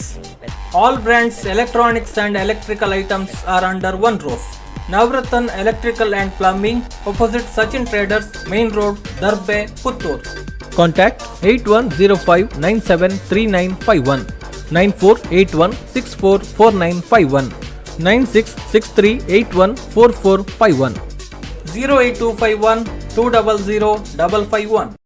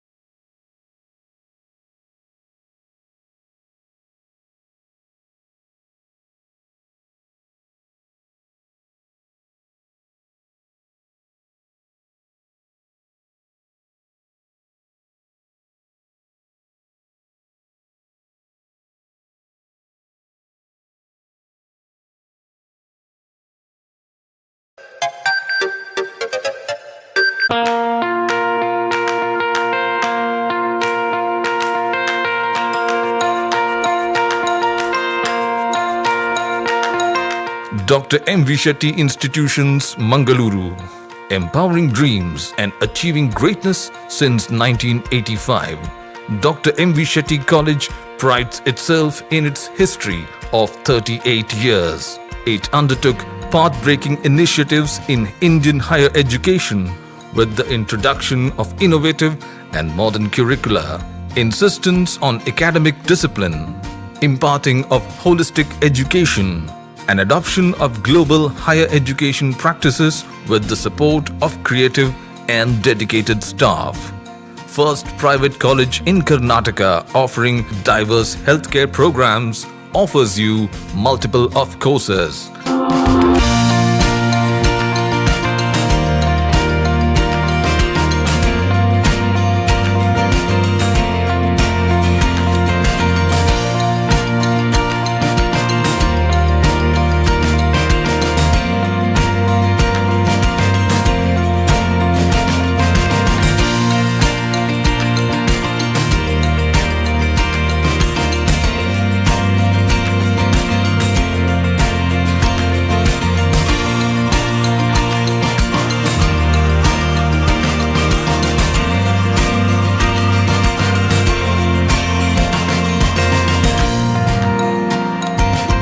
Dr. M.V. Shetty Institutions is a nurturing ground for an individual's holistic development to make effective contribution to the society in a dynamic environment. Dr. M.V. Shetty Institutions, Kavur Road, Vidyanagar, Mangaluru, Karnataka 575013. Contact 0824 248 1048, 0824 248 1096. Website www.mvshettycolleges.edu.in.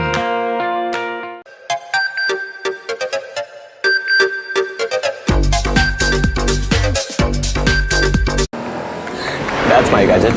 Let's go have some fun then.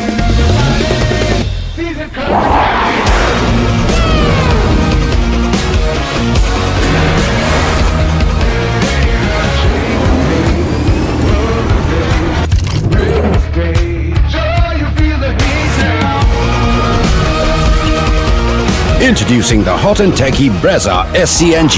Cool new SCNG tech for a cool new generation.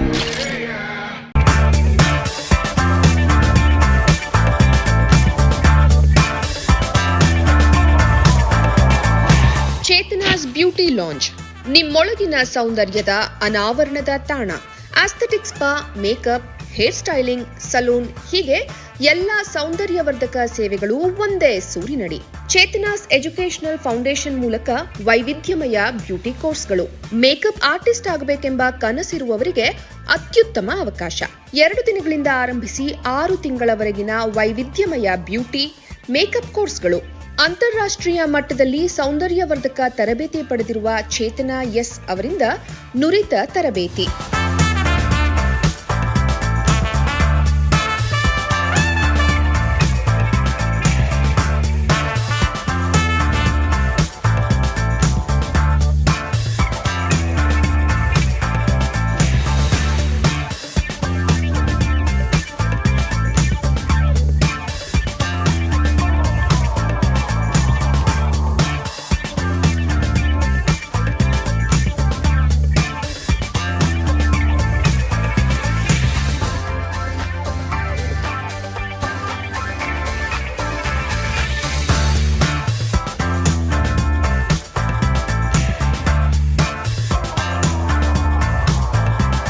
ಈ ಅದ್ಭುತ ಅವಕಾಶವನ್ನ ಸದುಪಯೋಗಪಡಿಸಿಕೊಳ್ಳಿ.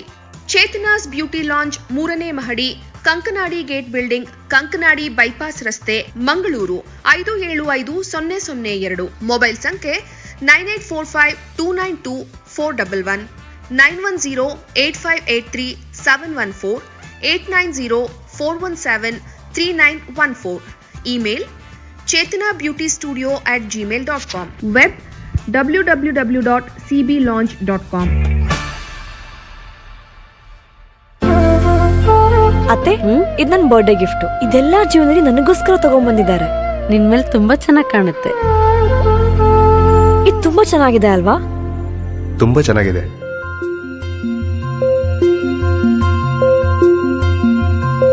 It will look really good on you. Amma? Huh? Mother is always son's first love.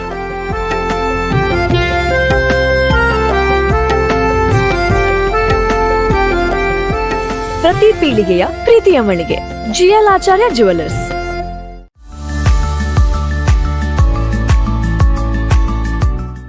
ಸ್ವಚ್ಛತೆಗೆ ಸದಾ ಹೊಸತನ ನೀಡುವ Kamila chemical ರವರ ಮತ್ತೊಂದು ಅದ್ಭುತ ಕೊಡುಗೆ ಮೈ ಸ್ನಾನ ಸೋಪ್.